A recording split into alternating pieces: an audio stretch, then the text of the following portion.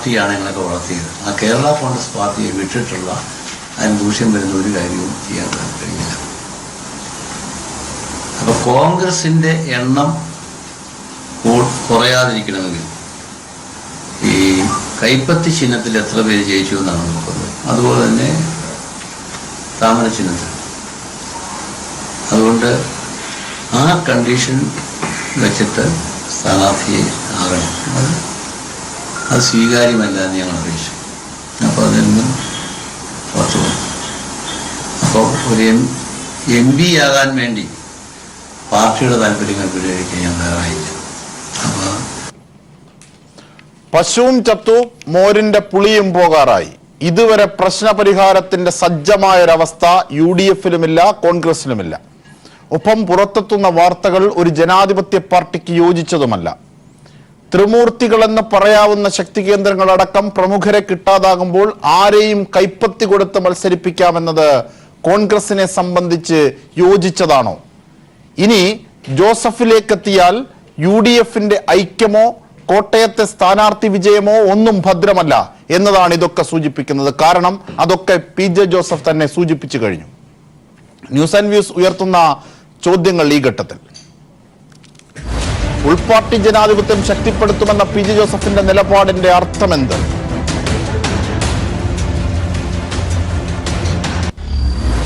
കൈപ്പത്തി കാട്ടി ഘടകകക്ഷികളിൽ ഭിന്നത ഉറപ്പിക്കുന്നത് കോൺഗ്രസിന് ചേർന്നതോ? കോൺഗ്രസിന്റെ സ്ഥാനാർത്ഥി ലിസ്റ്റ് പറയുന്നത് എന്തൊക്കെ? Shri Antony Raju, P Ramabhadran, GV Hari, M Jayachandran, KJ Devasya and PC George എന്നിവരാണ് നമ്മുടെ ചർച്ചയെ സമ്പന്നമാക്കുക. അങ്ങുമ്പോൾ കോൺഗ്രസിന്റെ സ്ഥാനാർത്ഥി നിർണയം സംബന്ധിച്ച ഒരു ഫുൾ സ്റ്റോപ്പ് ഇട്ട് ജനങ്ങളെ അറിയിക്കാൻ ഇതുവരെ ആകുന്നില്ല എന്നത് ഒന്ന്. രണ്ട്, PJ ജോസഫ് ഇന്ന് പറഞ്ഞ പല കാര്യങ്ങളും ഒരിക്കൽ കൂടി PJ ജോസഫിന്റെ ആ വാക്കുകൾ കേൾക്കാം. കേരള കോൺഗ്രസ് പാർട്ടിയാണ് ഞങ്ങളൊക്കെ വളർത്തിയത്. ആ കേരള കോൺഗ്രസ് പാർട്ടിയെ വിട്ടിട്ടുള്ള അതിന് ദൂഷ്യം വരുന്ന ഒരു കാര്യവും ചെയ്യാൻ കഴിയില്ല. അപ്പോൾ കോൺഗ്രസിൻ്റെ എണ്ണം കുറയാതിരിക്കണമെങ്കിൽ ഈ കൈപ്പത്തി ചിഹ്നത്തിൽ എത്ര പേര് ജയിച്ചു എന്നാണ് നോക്കുന്നത്. അതുപോലെ തന്നെ താമര ചിഹ്നത്തിൽ. അതുകൊണ്ട് ആ കണ്ടീഷൻ വെച്ചിട്ട് സ്ഥാനാർത്ഥിയെ ആകണം. അത് സ്വീകാര്യമല്ല എന്ന് ഞങ്ങൾ അറിയിച്ചു. അപ്പോൾ അതിൽ നിന്നും പുറത്തു പോകും. അപ്പോൾ ഒരു MP ആകാൻ വേണ്ടി പാർട്ടിയുടെ താല്പര്യങ്ങൾ പരിഹരിക്കാൻ ഞാൻ തയ്യാറായില്ല. അപ്പോൾ ശ്രീ KJ ദേവസ്യ, കേരള കോൺഗ്രസ് M നേതാവ് നമ്മോടൊപ്പം ചേരുകയാണ്. ശ്രീ ദേവസ്യ, കേൾക്കാമല്ലോ അല്ലേ? ഹലോ, ശ്രീ KJ ദേവസ്യ, കേൾക്കാമല്ലോ അല്ലേ? ഇന്ന് ഇപ്പോൾ ജോസഫ് സാറ് പറഞ്ഞ ചില കാര്യങ്ങൾ കാണിച്ചുകൊണ്ടാണ് ഞങ്ങൾ ചർച്ച ആരംഭിക്കുന്നത്. അതായത് വർക്കിംഗ് ചെയർമാൻ സ്ഥാനം രാജിവെക്കും എന്നൊക്കെയുള്ള അഭ്യൂഹങ്ങൾ ഉണ്ടായിരുന്നു, അതൊന്നുമില്ല. കൈപ്പത്തിയിൽ മത്സരിക്കുമെന്നുണ്ടായിരുന്നു, അതൊന്നുമില്ല. പക്ഷേ കൈപ്പത്തിയിൽ മത്സരിക്കാനായി ക്ഷണം കോൺഗ്രസിൽ നിന്നുണ്ടായിരുന്നു എന്ന് എങ്ങനെയാണ് കേരള കോൺഗ്രസ് ഇതിനെ കാണുന്നത്? ഏതാണ്ട് ഒരു മാസക്കാലത്തോളമായി പാർട്ടിയുടെ ശത്രുക്കൾ ഈ പാർട്ടിയിൽ ഭിന്നിപ്പുണ്ടാക്കുന്നതിന് വേണ്ടി ആദരണീയനായ PJ ജോസഫിന്റെ പേര് വലിച്ചെഴിച്ചുകൊണ്ട് ഒരുപാട് കള്ളക്കഥകൾ മെനഞ്ഞുണ്ടാക്കിയിട്ടുണ്ടായി. പക്ഷെ ഇന്ന് അദ്ദേഹം തന്നെ അതിന്റെ എല്ലാം മുനയൊടിച്ചുകൊണ്ട് വളരെ കൃത്യമായും രാഹുൽ ഗാന്ധിക്ക് ഇന്ത്യ രാജ്യത്തിന്റെ പ്രധാനമന്ത്രിയാകണം, അതിന് കേരളത്തിൽ ഐക്യജനാധിപത്യ മുന്നണിയും ഇന്ത്യയിലാകമാനം ഇന്ത്യൻ നാഷണൽ കോൺഗ്രസ് പിന്തുണയ്ക്കുന്ന ഇന്ത്യൻ നാഷണൽ കോൺഗ്രസ് അടക്കമുള്ളവരും വിജയിക്കണമെന്ന രൂപത്തിൽ വളരെ കൃത്യമായ മറുപടി അദ്ദേഹം പറഞ്ഞു കഴിഞ്ഞിരിക്കുകയാണ്. അല്ലല്ലോ ശ്രീ ദേവസ്യ, അല്ലല്ലോ, അങ്ങനെയല്ലല്ലോ അതിനെ കാണേണ്ടത്. അതായത് PJ ജോസഫ് കൃത്യമായി പറഞ്ഞു കോൺഗ്രസിന്റെ ആ ഘട്ടത്തിലേക്ക് നമുക്കെത്താം.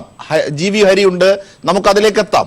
അതിനകത്ത് വേറെ പല മാനങ്ങളുമുണ്ട്. എനിക്ക് സംശയമുള്ളത്, എന്റെ ചോദ്യം ഇതാണ്: ഉൾപാർട്ടി ജനാധിപത്യം കേരള കോൺഗ്രസ് M-ൽ ഒട്ടുമില്ല. ഉൾപാർട്ടി ജനാധിപത്യത്തിനായി ഞാൻ പോരാടും. അട്ടിമറികൾ അവസാനിപ്പിക്കാനായി നീക്കങ്ങൾ ഉണ്ടാകും. ജോസ് കെ മാണിക്കും PJ ജോസഫിനും രണ്ട് നീതിയാണ് നടപ്പാക്കിയത്. ഷാർപ്പായി PJ ജോസഫ് വെച്ച ആ വാക്കുകളുടെ പ്രതികരണം കൂടി ശ്രീ KJ ദേവസ്യ താങ്കൾ വിലയിരുത്തണം. അതെല്ലാം സാന്ദർഭികമായി പറഞ്ഞ പല കാര്യങ്ങളായിരിക്കാം. അത് ഓരോ കാര്യങ്ങളും ഇങ്ങനെ ചോദിക്കുമ്പോൾ അതിന് പറയുന്ന വരികൾക്കിടയിൽ നിന്നും അടർത്തിയെടുക്കുന്ന വാക്കുകളാണ്. ഇവിടെ പി ജെ ജോസഫ് വളരെ കൃത്യമായി പറഞ്ഞു കഴിഞ്ഞിരിക്കുന്നു, ഇന്ത്യൻ നാഷണൽ കോൺഗ്രസ് അവർക്ക് അവരുടെ സീറ്റ് വർദ്ധിപ്പിക്കണം. ആ സീറ്റ് വർദ്ധിപ്പിക്കുന്നതിന് വേണ്ടി ഇവിടെ ഐക്യ ജനാധിപത്യ മുന്നണി വിജയിക്കണം. അങ്ങനെ വിജയിക്കുമ്പോൾ കൈപ്പത്തി ചിഹ്നത്തിൽ തന്നെ മത്സരിക്കേണ്ടതുണ്ട്. അതുകൊണ്ട് അദ്ദേഹം അതിനോട് അനുകൂലിക്കുക ചെയ്തത്. അല്ലാതെ ഉൾപാർട്ടി ജനാധിപത്യം എന്ന് പറയുന്നത് എല്ലാ പാർട്ടിക്കകത്തുള്ള ഒരു കാര്യമാണ്. അതൊരു ചെറിയ കാര്യം മാത്രമാണ്. അതിനകത്ത് ഉൾപാർട്ടിയിൽ അദ്ദേഹത്തിന് ഏതെങ്കിലും അദ്ദേഹം വരികൾക്കിടയിലല്ല, അദ്ദേഹം കൃത്യമായ വാക്കുകൾ പറഞ്ഞു. ജോസ് കെ മാണിയോട് രാജ്യസഭാ MP സ്ഥാനം കൊടുക്കുകയും തനിക്ക് ലോക്സഭാ MP സ്ഥാനത്തിന് സ്ഥാനാർത്ഥിയാകാതിരിക്കുകയും ചെയ്യുന്ന ഒരു സാഹചര്യം മാണി സാർ സംജാതമാക്കി. ജോസ് കെ മാണിയോടും എന്നോടും രണ്ട് നീതിയാണ് കാണിച്ചതെന്ന് വ്യക്തമാക്കി. വിഷയമില്ല. അത് നിങ്ങൾ മനസ്സിലാക്കേണ്ടത്, കേരള കോൺഗ്രസ് 2010 ലയിക്കുമ്പോൾ സ്വാഭാവികമായിട്ടും അന്ന് UDF കടുത്തുരുത്തി മണ്ഡലത്തിൽ നിന്ന് മത്സരിച്ചിരുന്നത് കേരള കോൺഗ്രസ് M ആണ്. എന്നാൽ LDF നിന്ന് മത്സരിച്ച് വിജയിച്ചു വന്ന മോൻസി ജോസഫ് എന്ന കാരണത്താൽ അദ്ദേഹത്തിന് ആ സീറ്റ് പിന്നീടും കൊടുത്തു. അത് മാത്രം എടുത്ത് പരിശോധിച്ച് നോക്കിയാൽ മതി. ഇവിടെ മാണി സാറോ ജോസ് കെ മാണിയോ ഒന്നും പാർട്ടി തീരുമാനത്തിന് വിരുദ്ധമായി ആരെയും ഉപദ്രവിക്കാൻ നിന്നിട്ടില്ല. വളരെ കൃത്യമായി ഉൾപാർട്ടി ജനാധിപത്യമുള്ള പാർട്ടിയാണ്. ഈ പാർട്ടിക്കകത്ത് ചർച്ച ചെയ്തതാണ്. ആ പാർട്ടിയുടെ മഹാഭൂരിപക്ഷം വരുന്ന ആളുകളുടെ അഭിപ്രായത്തോടു കൂടി തീരുമാനമെടുത്തതാണ്. ആദരണീയനായ പി ജെ ജോസഫ് സാറിന് അത് അറിയാവുന്ന കാര്യമാണ്. അല്ല, പി ജെ ജോസഫ് പിന്നെ എന്തുകൊണ്ടാണ് ഉൾപാർട്ടി ജനാധിപത്യം ശക്തിപ്പെടുത്തുകയും ഇല്ലാതാക്കുകയും ചെയ്യുമെന്ന് പറഞ്ഞത്? അട്ടിമറി ഉണ്ട് എന്ന് പറഞ്ഞു. അത് ജോസ് കെ മാണിക്കായുള്ള അട്ടിമറിയാണ് നടന്നതെന്നും പറഞ്ഞു. അങ്ങനെയാണെങ്കിൽ ജോസഫ് സാർ ഉദ്ദേശിച്ചത് എന്തായിരിക്കും? ജോസഫ് സാറും ഞാനുമായിട്ടല്ലല്ലോ സംസാരിക്കുന്നത്. നമ്മൾ രണ്ടുപേരും തമ്മിൽ മറ്റുള്ള സഹപ്രവർത്തക സുഹൃത്തുക്കൾ അവിടെ സംസാരിക്കാൻ ഇരിക്കുന്നുണ്ട്. ഇവിടെ കേരള കോൺഗ്രസിനെ സംബന്ധിച്ച് ഒരു വ്യത്യാസമായ അഭിപ്രായവും ഈ ഒരു മാസക്കാലത്തോളമായി പാർട്ടി ശത്രുക്കൾ അഴിഞ്ഞാടുക ചെയ്തത്. കാരണം കെ എം മാണി അങ്ങനെ ചെയ്തു, ജോസ് കെ മാണി ഇങ്ങനെ ചെയ്തു. അത് തന്നെയല്ലേ കൂടാലോചന? എവിടെ കൂടാതെ ഒരു പാർട്ടിയുടെ സ്ഥാനാർത്ഥിയെ തീരുമാനിച്ചു കഴിഞ്ഞാൽ അത് തന്നല്ലേ ഇന്ന് ജോസഫ് സാർ സ്ഥിരീകരിച്ചത്? അട്ടിമറി നടന്നു, ജോസ് കെ മാണിക്കും തനിക്കും രണ്ട് നീതിയാണ് നടന്നത് എന്ന് പറഞ്ഞില്ലേ? അങ്ങനെ അദ്ദേഹം പറഞ്ഞു എന്ന് ഞാൻ വിശ്വസിക്കുന്നില്ല. അദ്ദേഹം പറഞ്ഞു, അദ്ദേഹത്തിന്റെ വാക്കുകൾ ഞങ്ങൾ പുറത്തുവിട്ടതാണ്. അദ്ദേഹം വാർത്താ സമ്മേളനം വിളിച്ചുകൂട്ടിയാണ് പറഞ്ഞത്. അദ്ദേഹം അങ്ങനെ വാർത്താ സമ്മേളനം വിളിച്ചുകൂട്ടി പറഞ്ഞിട്ടുണ്ടാവില്ല. വൈകാരികമായി പറയേണ്ട ഒരു മനുഷ്യനല്ല അദ്ദേഹം. അദ്ദേഹം ഞങ്ങളുടെ വർക്കിംഗ് ചെയർമാനാണ്, ആദരണീയനായ വർക്കിംഗ് ചെയർമാനാണ്. അദ്ദേഹം വളരെ ഉയർന്ന ഒരു പോസ്റ്റ് ഇരിക്കുന്ന ആളാണ്. അങ്ങനെയാണെങ്കിൽ അതിൽ താങ്കൾ ഉത്തരമില്ലെങ്കിൽ ശരി, രണ്ടാമത്തത് താങ്കൾ പറഞ്ഞതിൽ നിന്ന് തന്നെ തുടങ്ങാം. വർക്കിംഗ് ചെയർമാനായ ഒരു പാർട്ടിയിൽ ഇരിക്കുന്ന വ്യക്തിയെ കൈപ്പത്തി ചിഹ്നത്തിൽ മത്സരിക്കാനായി ക്ഷണിച്ച കോൺഗ്രസിന്റെ രീതിയെ എങ്ങനെയാണ് ഒരു ഘടകകക്ഷി എന്നുള്ള നിലയിൽ കോൺഗ്രസ് അങ്ങനെ ക്ഷണിച്ചത് ഞാൻ വിശ്വസിക്കുന്നില്ല. ജോസഫ് സാർ പറഞ്ഞതാണ്, പി ജെ ജോസഫ് പറഞ്ഞതാണ്. മോൻസ് ഉണ്ടായിരുന്നു, മോൻസും അത് സംഭവിച്ചു. വാർത്താ സമ്മേളനത്തിൽ പരസ്യമായി താങ്കൾ കണ്ടില്ലേ വാർത്താ സമ്മേളനം? അത്രമാത്രം കോൺഗ്രസിനകത്ത് സ്ഥാനാർത്ഥി ദാരിദ്ര്യമുണ്ടോ? ഒരിക്കലുമില്ല. കോൺഗ്രസിനകത്ത് അവർക്ക് പോലും നിയന്ത്രിക്കാൻ വയ്യാത്ത വിധത്തിലുള്ള സ്ഥാനാർത്ഥി ബാഹുല്യം കൊണ്ട് ആ പാർട്ടി പൊറുതിമുട്ടുമ്പോൾ ഈ ബഹുമാനായ പി ജെ ജോസഫ് സാറിനെ അങ്ങനെ ക്ഷണിക്കുമെന്ന് ഞാൻ വിശ്വസിക്കുന്നില്ല. അതിനെപ്പറ്റി ജോസഫ് സാർ പറഞ്ഞത് കള്ളമാണെന്നാണോ പറയുന്നത്? അയ്യോ, എനിക്ക് അതിനെപ്പറ്റി അറിയില്ല. അറിയാത്ത കാര്യം വാർത്താ സമ്മേളനത്തിൽ പറഞ്ഞതാണ്. ആ വാക്കുകൾ ജോസഫിന്റെ പി ജെ ജോസഫ് ഞാൻ ചോദിക്കട്ടെ, ഈ ജീവിത ഏതാണ്ട് 78 വയസ്സാകാൻ പോകുന്നു ജോസഫ് സാറിന്. അദ്ദേഹം ഇക്കാലം അത്രയും കേരള കോൺഗ്രസിനെ നയിച്ച് അതിന്റെ മന്ത്രിയായി, അതിന്റെ MLA ആയി, അതിന്റെ നേതാവായി തുടർന്നു പോകുന്ന ആളാണ്. അദ്ദേഹത്തെ ഒരു സുപ്രഭാതത്തിൽ ഇന്ത്യൻ നാഷണൽ കോൺഗ്രസിൽ ചേരൂ എന്ന് പറഞ്ഞുകൊണ്ട് ഒരു കളിതമാശയെ പറയുന്നത്. അങ്ങനെ ഇന്ത്യൻ നാഷണൽ കോൺഗ്രസിൽ ചേരാൻ അവർ പറയില്ല. അവർ വളരെ നല്ല നേതൃത്വ ഗുണമുള്ള വളരെ KPC പ്രസിഡന്റ് വിളിക്കണമല്ലോ, മുല്ലപ്പള്ളി രാമചന്ദ്രനെ പോലെ പരിചയസമ്പന്നനായ വളരെ പ്രധാനപ്പെട്ട ഒരു നേതാവ് ആ നിലയിൽ പറയുമെന്ന് ഞാൻ വിശ്വസിക്കുന്നില്ല. ബഹുമാനായ ഉമ്മൻചാണ്ടി സാർ പറയില്ല, ബഹുമാനായ രമേശ് ചെന്നിത്തല പറയില്ല. അങ്ങനെയുള്ളവർ അവരാരും പറയില്ല കൈപ്പത്തി ചിഹ്നത്തിൽ. പിന്നെ എങ്ങനെയാണ് നിങ്ങളുടെ വർക്കിംഗ് ചെയർമാൻ എങ്ങനെയാണ് പരസ്യമായി കള്ളം പറയുന്നത്? ഞാൻ വർക്കിംഗ് ചെയർമാൻ എന്നോട് പറഞ്ഞിട്ടില്ല, ഞാൻ കേട്ടിട്ടില്ല. വർക്കിംഗ് ചെയർമാൻ പരസ്യമായി വാർത്താ സമ്മേളനം വിളിച്ചുകൂട്ടി പറഞ്ഞ കാര്യമാണ്. ഇത് മാധ്യമ പ്രവർത്തകരുടെ അനുമാനമല്ല.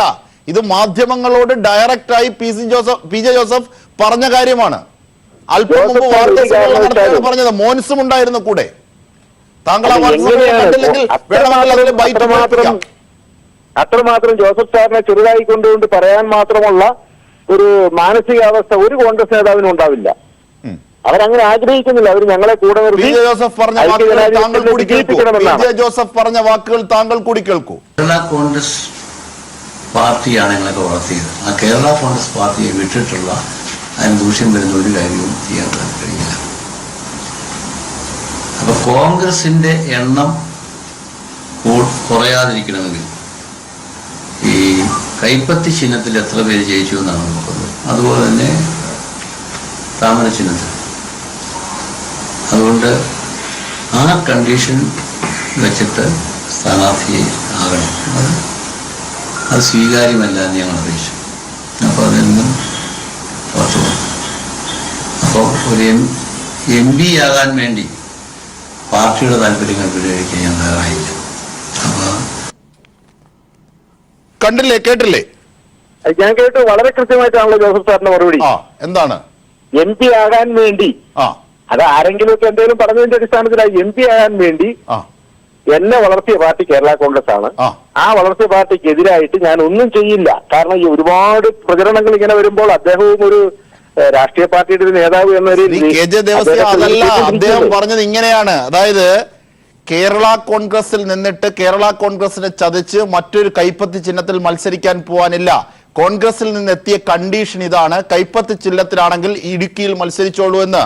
പക്ഷെ ഞാൻ ആ കണ്ടീഷനോട് യോജിക്കാത്തത് കേരള കോൺഗ്രസിന്റെ സംസ്കാരത്തിൽ നിന്ന് വ്യതിചലിക്കാൻ എനിക്ക് ഇഷ്ടമില്ലാത്തത് കൊണ്ടാണ് എന്നാണ്. അപ്പോ രണ്ട് മാനങ്ങളാണ് അവിടെ ഉള്ളത്. ഒന്ന്, ഒരു ഘടകകക്ഷിയുടെ വർക്കിംഗ് ചെയർമാനെ കൈപ്പത്തി ചിഹ്നം കാട്ടി പ്രലോഭിപ്പിച്ച് മത്സരിപ്പിക്കാൻ വിളിച്ചു. അത് നൈതികതയാണോ, മൂല്യവത്തായ പ്രവൃത്തിയാണോ കോൺഗ്രസ് ചെയ്തത്? ഒന്ന്. രണ്ട്, കേരള കോൺഗ്രസിന്റെ ഉള്ളിലെ പോരിനെ സംബന്ധിച്ച് PJ ജോസഫ് വ്യക്തമാക്കി സീറ്റ് നഷ്ടമായതുമായി ബന്ധപ്പെട്ട്. ഇതിന് രണ്ടിലും താങ്കൾക്ക് മറുപടി പറയാം. KPCC പ്രസിഡന്റ് ആ നിലയിലൊരു പ്രവൃത്തി ചെയ്തു എന്ന് ഞാൻ വിശ്വസിക്കുന്നില്ല. ശരി. മുതിർന്ന കോൺഗ്രസ് നേതാക്കന്മാരും അങ്ങനെ ചെയ്യുമെന്നും കരുതുന്നില്ല. കാരണം അവര് എത്രയോ നല്ല അനുഭവങ്ങളുള്ള പാർട്ടിയാണ്. കോൺഗ്രസിന് വിശ്വാസത്തിലുണ്ട്, PJ ജോസഫിനെ താങ്കൾക്ക് വിശ്വാസമില്ല, അങ്ങനെയല്ലേ? അല്ല, ജോസഫ് സാർ പറഞ്ഞത് എന്നെ വളർത്തിയ പാർട്ടിയാണ്, അല്ല ഞാൻ നയിച്ച പാർട്ടിയാണ്. വളർത്തിയെന്നുള്ളതിനേക്കാൾ ഉപരി അദ്ദേഹം നയിച്ചുകൊണ്ടിരിക്കുന്ന ഒരു രാഷ്ട്രീയ പാർട്ടിയെ ഏതെങ്കിലും തരത്തിലുള്ള പ്രയാസത്തിൽ അകപ്പെടാതിരിക്കാൻ വേണ്ടി ഞാൻ ശ്രദ്ധിക്കുമെന്ന് പറഞ്ഞതാണ്. ശ്രീ താങ്കൾ ഉരുളരുത്, ഇത് ജനം കാണുന്നതാണ്. പ്ലീസ്, ഞാനൊരു കാര്യം ചോദിക്കട്ടെ. അതായത് PJ ജോസഫ് ഡയറക്റ്റായി പറയുന്നു അങ്ങനെ ഒരു കണ്ടീഷൻ കോൺഗ്രസിൽ നിന്നെത്തി, കൈപ്പത്തിയിൽ മത്സരിക്കാമെങ്കിൽ ഇടുക്കിയിൽ മത്സരിച്ചോളൂ എന്ന്. പക്ഷേ ഞാൻ അത് ഉപേക്ഷിച്ചു, വർക്കിംഗ് ചെയർമാനായി ഈ പാർട്ടിയിൽ ഇരിക്കുന്നത് കൊണ്ട് എന്ന് പറഞ്ഞ് ജോസഫ് സാർ പറഞ്ഞത് താങ്കൾക്ക് വിശ്വാസമല്ല. കോൺഗ്രസിലാണ് അപ്പോഴും KJ ദേവസ്യ എന്ന കേരള കോൺഗ്രസ് നേതാവ് വിശ്വസിക്കുന്നത്, അല്ലേ? അല്ല, ജോസഫ് സാർ കൃത്യമായി ജോസഫ് സാർ പറഞ്ഞെന്താ നിങ്ങൾ മാറ്റിവെക്കുന്നത്? അദ്ദേഹം വളരെ കൃത്യമായി പറയുന്നുണ്ടല്ലോ, എന്നെ വളർത്തിയ രാഷ്ട്രീയ പാർട്ടി അഥവാ അദ്ദേഹം വർക്കിംഗ് ചെയർമാനായിട്ട് രാഷ്ട്രീയ പാർട്ടിയെ ഒരു പോറൽ പോലും ഏൽപ്പിക്കാൻ അദ്ദേഹം ഇഷ്ടപ്പെടുന്നില്ല എന്ന് കൃത്യമായി ജോസ് കെ മാണിയെ കുറിച്ച് PJ ജോസഫ് പറഞ്ഞ കാര്യങ്ങൾ കേൾക്കണമെങ്കിൽ അതുകൂടി കേൾക്കാം. ഞാൻ ആ വാക്കുകളിലേക്ക് കൂടി വരാം, PJ ജോസഫിന്റെ ആ വാക്കുകളിലേക്ക് കൂടി വരാം. ദയവായി Shri Devasya തുടരൂ, KJ Devasya തുടരൂ. Shri GV ഹരിയിലേക്ക്. Shri GV Hari, അതായത് കോൺഗ്രസിനെ പോലെ പ്രമുഖമായ ഒരു കക്ഷി, UDF-ലെ ഏറ്റവും വലിയേട്ടനായ ഒരു കക്ഷി എങ്ങനെയാണ് കേരള കോൺഗ്രസിന്റെ വർക്കിംഗ് ചെയർമാനെ കൈപ്പത്തി ചിഹ്നത്തിൽ മത്സരിക്കാമെങ്കിൽ വരൂ ഇടുക്കിയിൽ എന്ന് കണ്ടീഷൻ വെക്കുന്നത്? ഈ കണ്ടീഷൻ വച്ചു എന്ന് അജിംഷെ ആരാണ് പറഞ്ഞത്? PJ Joseph. അദ്ദേഹം പറഞ്ഞിട്ടില്ല എന്നുള്ളത് ഇപ്പൊ ദേവസ്യ അടക്കമുള്ള ആളുകൾ കൃത്യമായി PJ ജോസഫിന്റെ വാക്കുകൾ ഒരിക്കൽ കൂടി കേൾപ്പിക്കൂ. PJ ജോസഫിന്റെ വാക്കുകൾ ഒരിക്കൽ കൂടി കേൾപ്പിക്കൂ. നോ,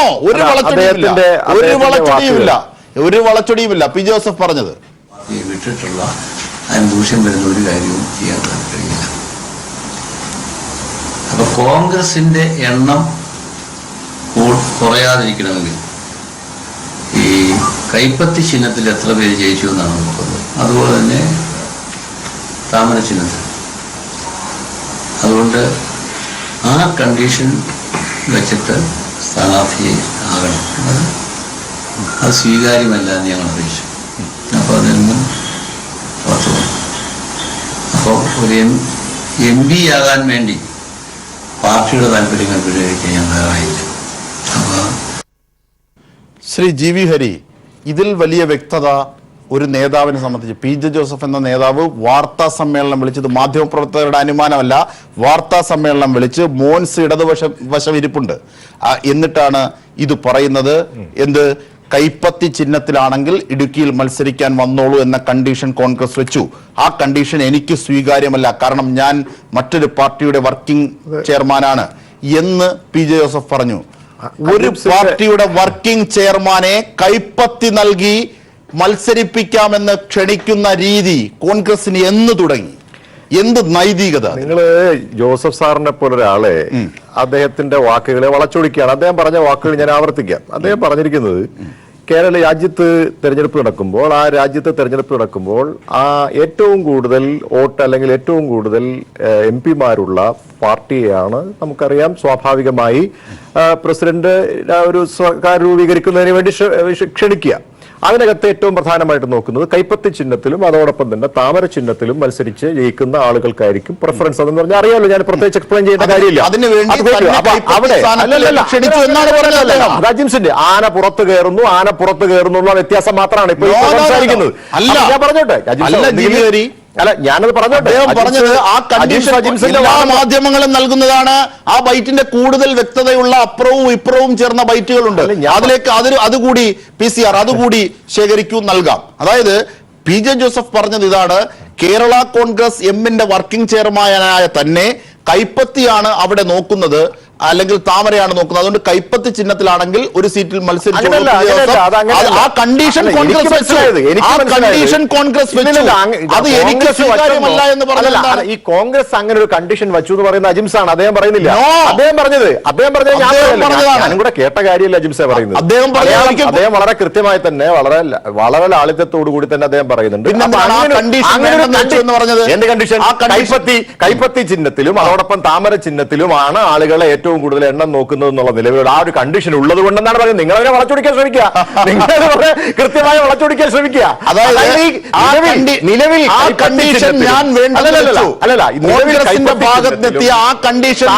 താമര ചിഹ്നത്തിലും ആളുകളുടെ എണ്ണം നോക്കിയിട്ടാണ് രാജ്യത്ത് സർക്കാർ രൂപീകരിക്കാനുള്ളത് എന്ന കണ്ടീഷൻ എന്നാണ് മനസ്സിലാക്കുന്നത്. അല്ലാതെ കൈപ്പത്തി എന്ന കണ്ടീഷനിൽ ഞാൻ മത്സരിച്ചോണമെന്ന് കോൺഗ്രസ് പറഞ്ഞെന്ന് അദ്ദേഹം ഒരിടത്തും പറഞ്ഞിട്ടില്ല. എല്ലായിടത്തും പറഞ്ഞത് ശ്രീ ആന്റണി രാജു, താങ്കൾ ആ വാർത്താ സമ്മേളനം കേട്ടോ. ഒരു കാര്യമുണ്ട് ആന്റണി രാജു, ഇത് വളച്ചൊടിച്ചാൽ ഇതൊക്കെ ജനങ്ങൾ വാർത്താ സമ്മേളനം മണിക്കൂറുകൾക്ക് മുമ്പ് കണ്ടതാണ്, കേട്ടതാണ്. ഇതിനെ വളച്ചൊടിച്ചാൽ അരാഷ്ട്രീയവാദം പ്രചരിപ്പിക്കുന്ന സിനിമകളിലെ പോലെ രാഷ്ട്രീയക്കാരാകും എന്ന പറച്ചിലല്ലാതെ GV ഹരിക്കോ KJ ദേവസ്യക്കോ ഒരു നേട്ടവും ഉണ്ടാകില്ല. അത് ഞാൻ പറയാം. കാരണം പി ജെ ജോസഫ് എടുത്തു പറഞ്ഞതാണ്, ഇങ്ങനെ കൈപ്പത്തിയിൽ മത്സരിക്കാൻ ഒരു കണ്ടീഷൻ എത്തി, കോൺഗ്രസിൽ നിന്നുണ്ടായി, ആ പ്രപ്പോസൽ നിഷേധിച്ചു എന്ന് വ്യക്തമാക്കിയിരിക്കുന്നു. ആര്? P J Joseph. Shri Antony Raju, Hari ഇപ്പോ ഈ രാത്രിയെ പകലാണെന്ന് പറഞ്ഞു കഴിഞ്ഞാൽ ജനങ്ങളോട് തർക്കിച്ചാൽ എന്താ ചെയ്യാൻ പറ്റുക? ചില സാങ്കേതിക പ്രശ്നമുണ്ട് ശബ്ദത്തെ സംബന്ധിച്ച്. ശ്രീ M ജയചന്ദ്രനിലേക്ക് പോകാം. ശ്രീ M ജയചന്ദ്രൻ,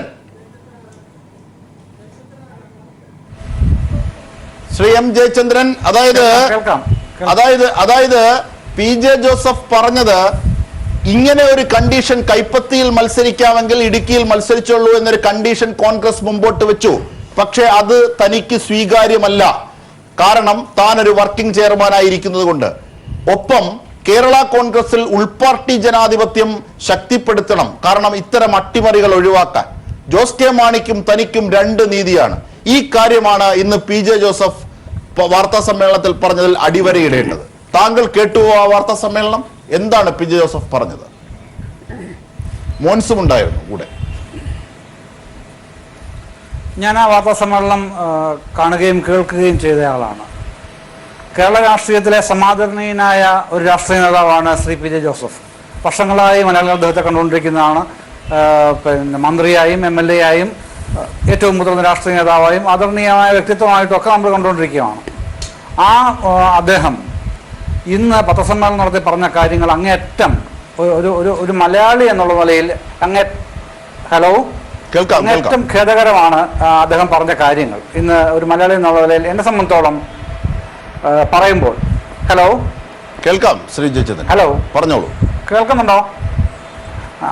അതെ, കാരണം അദ്ദേഹം വളരെ വ്യക്തമായിട്ടാണ് പറഞ്ഞത്, കോൺഗ്രസ് ആണ് ഇത്തരത്തിലുള്ള ഡീലിന്, ഇതൊരു ഡീലാണ്, ഇന്നലെ മുഖ്യമന്ത്രി പറഞ്ഞല്ലോ, മുഖ്യമന്ത്രി ശ്രീ പിണറായി വിജയൻ പറഞ്ഞല്ലോ, ഒരു പാർട്ടിയുടെ വർക്കിംഗ് ചെയർമാൻ എങ്ങനെയാണ് വേറൊരു പാർട്ടിയുടെ ചിഹ്നത്തിൽ മത്സരിക്കുക ഇന്നലെ ചോദിച്ചു മുഖ്യമന്ത്രി. അതിനെ സംബന്ധിച്ച് കൂടുതൽ വ്യക്തത വരുത്തുകയാണ് ആ പാർട്ടിയുടെ working chairman Shri P Joseph ഇന്ന് ചെയ്തത്.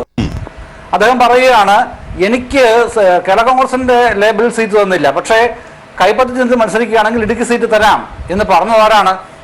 കേരള കോൺഗ്രസ് നേതാക്കളല്ല പറഞ്ഞത്, മുസ്ലിം ലീഗിന്റെയോ RSPയുടെയോ നേതാക്കളല്ല പറഞ്ഞത്. ഈ 4 കക്ഷികൾക്ക് 20 ലോക്സഭാ മണ്ഡലത്തിൽ പാർലമെന്റ് മണ്ഡലത്തിൽ സീറ്റുള്ളല്ലോ. ഇതിൽപ്പെട്ട UDFൽപ്പെട്ട കോൺഗ്രസ് നേതാക്കളാണ് കൈപ്പത്തി ചിഹ്നം കൊടുക്കാൻ അവകാശം അവർക്കാണ്. അദ്ദേഹം ലക്ഷ്യം വെക്കുന്നതും ഉദ്ദേശിച്ചതും ഒക്കെ കോൺഗ്രസ് നേതാക്കളെ തന്നെയാണല്ലോ. എത്രയും വ്യക്തമായിട്ടുള്ള കാര്യമല്ലേ അത് അദ്ദേഹം പറഞ്ഞത്. കൈപ്പത്തി ചിഹ്നത്തിലാണെങ്കിൽ സീറ്റ് തരാം. ഒന്ന്. രണ്ടാമത്തെ കാര്യം, 20 സീറ്റിൽ 16 സീറ്റ് കോൺഗ്രസിന്, 1 സീറ്റ് RSPക്ക്, 1 സീറ്റ് കേരള കോൺഗ്രസ് മാനവിഭാഗത്തിന്, 2 സീറ്റ് മുസ്ലിം ലീഗിന്. ഈ ഇക്വേഷൻ നേരത്തെ അംഗീകരിച്ചതാണല്ലോ. അതിനുശേഷമാണല്ലോ ഈ കാര്യങ്ങളൊക്കെ വരുന്നത്. അപ്പോൾ ഈ 16 സീറ്റിൽ 1 സീറ്റ്, കോൺഗ്രസിന്റെ 16 സീറ്റിൽ 1 സീറ്റാണ് ഇടുക്കി. അവിടെ പി ജോസഫിന് സീറ്റ് കൊടുക്കാൻ അവർ തയ്യാറാണ്. എന്തുകൊണ്ട് തയ്യാറാണെന്നുള്ളത് വേറെ പരിശോധിക്കേണ്ട കേസാണ്. അതാണ് നമ്മൾ കഴിഞ്ഞ ദിവസം ചർച്ച ചെയ്തപ്പോൾ ഞാൻ തന്നെ പറഞ്ഞ ഒരു കാര്യമുണ്ട്. ഞാൻ അതിനിടയ്ക്ക് അജിംഷാദ് ഒരു കാര്യം പറയട്ടെ. 1 മാസം മുമ്പ് തന്നെ ഞാൻ പറഞ്ഞിരുന്നതാണ്, ഈ പി ജോസഫ് ഉന്നയിക്കുന്ന പ്രശ്നം കേരള കോൺഗ്രസ് മാനവിഭാഗത്തെ സംബന്ധിച്ചോളം ചായക്കോപ്പല്ലേ കൊടുങ്കാറ്റായി അവസാനിക്കാൻ പോവുകയാണ് എന്നാണ് ഞാൻ ആദ്യം മുതലേ പറഞ്ഞു പോരുന്നത് ഇക്കാര്യത്തിൽ. കാരണം എവിടേക്കാണ് ഇത് ചെല്ലുന്നതുള്ളത് നമുക്ക് ഒരു സാധാരണ ഇത്തരം കാര്യങ്ങൾ അന്വേഷിക്കുന്ന ഒരാൾക്ക്, ഒരു സാധാരണ പൗരന് മനസ്സിലാവും. മാധ്യമരംഗമായിട്ട് ബന്ധപ്പെട്ട് നിൽക്കുന്ന വളരെ വേഗം മനസ്സിലാവും. ഇപ്പോ പി ജോസഫ് ഇന്ന് പറയുന്നത് പാർലമെന്ററി മോഹം ഉപേക്ഷിച്ചു എന്ന് കൂടെ പറയുന്നുണ്ട് ശ്രീ ആന്റണി രാജു. അതായത് പക്ഷേ അത് മാത്രമല്ല അതിന്റെ പിന്നിലുള്ള കാര്യവും. ശ്രീ ജയചന്ദ്രൻ എത്താം, അതിലേക്ക് പോകണം. ശ്രീ ആന്റണി രാജു, അതായത് ഉൾപാർട്ടി ജനാധിപത്യം ഒക്കെ അവസാനിച്ചു, ഉൾപാർട്ടി ജനാധിപത്യം ഒക്കെ ശക്തിപ്പെടുത്താനായി പ്രവർത്തിക്കും, അട്ടിമറികൾ അവസാനിപ്പിക്കാനായി നീങ്ങും. ഇരട്ട നീതിയാണ് തന്നോട് കാണിച്ചത്. ജോസ് കെ മാണിയുടെ പേരെടുത്ത് പറഞ്ഞു. കൈപ്പത്തി ചിഹ്നത്തിൽ മത്സരിക്കാനായി ക്ഷണിച്ചു, പക്ഷേ താൻ മറ്റൊരു പാർട്ടിയുടെ വർക്കിംഗ് ചെയർമാനായിരിക്കുന്നതുകൊണ്ട് അത് നിഷേധിക്കുന്നു. യഥാർത്ഥത്തിൽ അതിൻ്റെ മാനങ്ങൾ പരിശോധിക്കുന്നതോടൊപ്പം PJ ജോസഫ് മാണിക്ക് മുന്നിലും UDFലും കീഴടങ്ങുകയല്ലേ ചെയ്തത്? അജിംഷാ, കേരള രാഷ്ട്രീയ ചരിത്രത്തിൽ, മുന്നണി രാഷ്ട്രീയ ചരിത്രത്തിൽ ഇത്രയേറെ മുന്നണി രാഷ്ട്രീയത്തിൻ്റെ എല്ലാ നീതിയും ലംഘിച്ചുകൊണ്ട് കോൺഗ്രസ് പാർട്ടി ഒരു മുന്നണിയിലെ ഘടകകക്ഷിയെ പിളർത്താൻ, ആ മുന്നണിയിലെ കേരള കോൺഗ്രസ് പാർട്ടിയെ ഇല്ലാതാക്കാൻ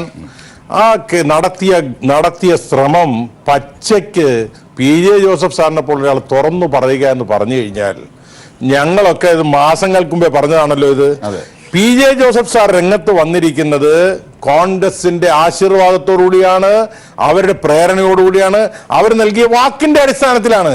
അതുകൊണ്ടാണ് PJ ജോസഫ് സാർ കേരള കോൺഗ്രസിന്റെ പ്രശ്നം പരിഹരിക്കാൻ കോൺഗ്രസ് നേതാക്കന്മാരെ പോയി കണ്ടു പറഞ്ഞത്, നിങ്ങൾ നൽകിയ വാക്ക് പാലിക്കണം, നിങ്ങൾ നൽകിയ വാക്ക് പാലിച്ചില്ലെങ്കിൽ ഞാൻ ജനങ്ങളോട് തുറന്നു പറയും.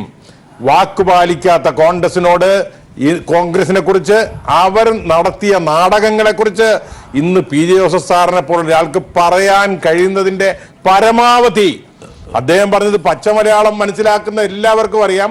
കൈപ്പത്തി ചിഹ്നത്തിൽ PJ ജോസഫ് മത്സരിക്കാൻ എന്ന് പറഞ്ഞാൽ കേരള കോൺഗ്രസ് പാർട്ടിയെ നിങ്ങൾ പിളർക്കണം, നിങ്ങൾ പിളർന്ന് കോൺഗ്രസ്സുകാരനാകണം.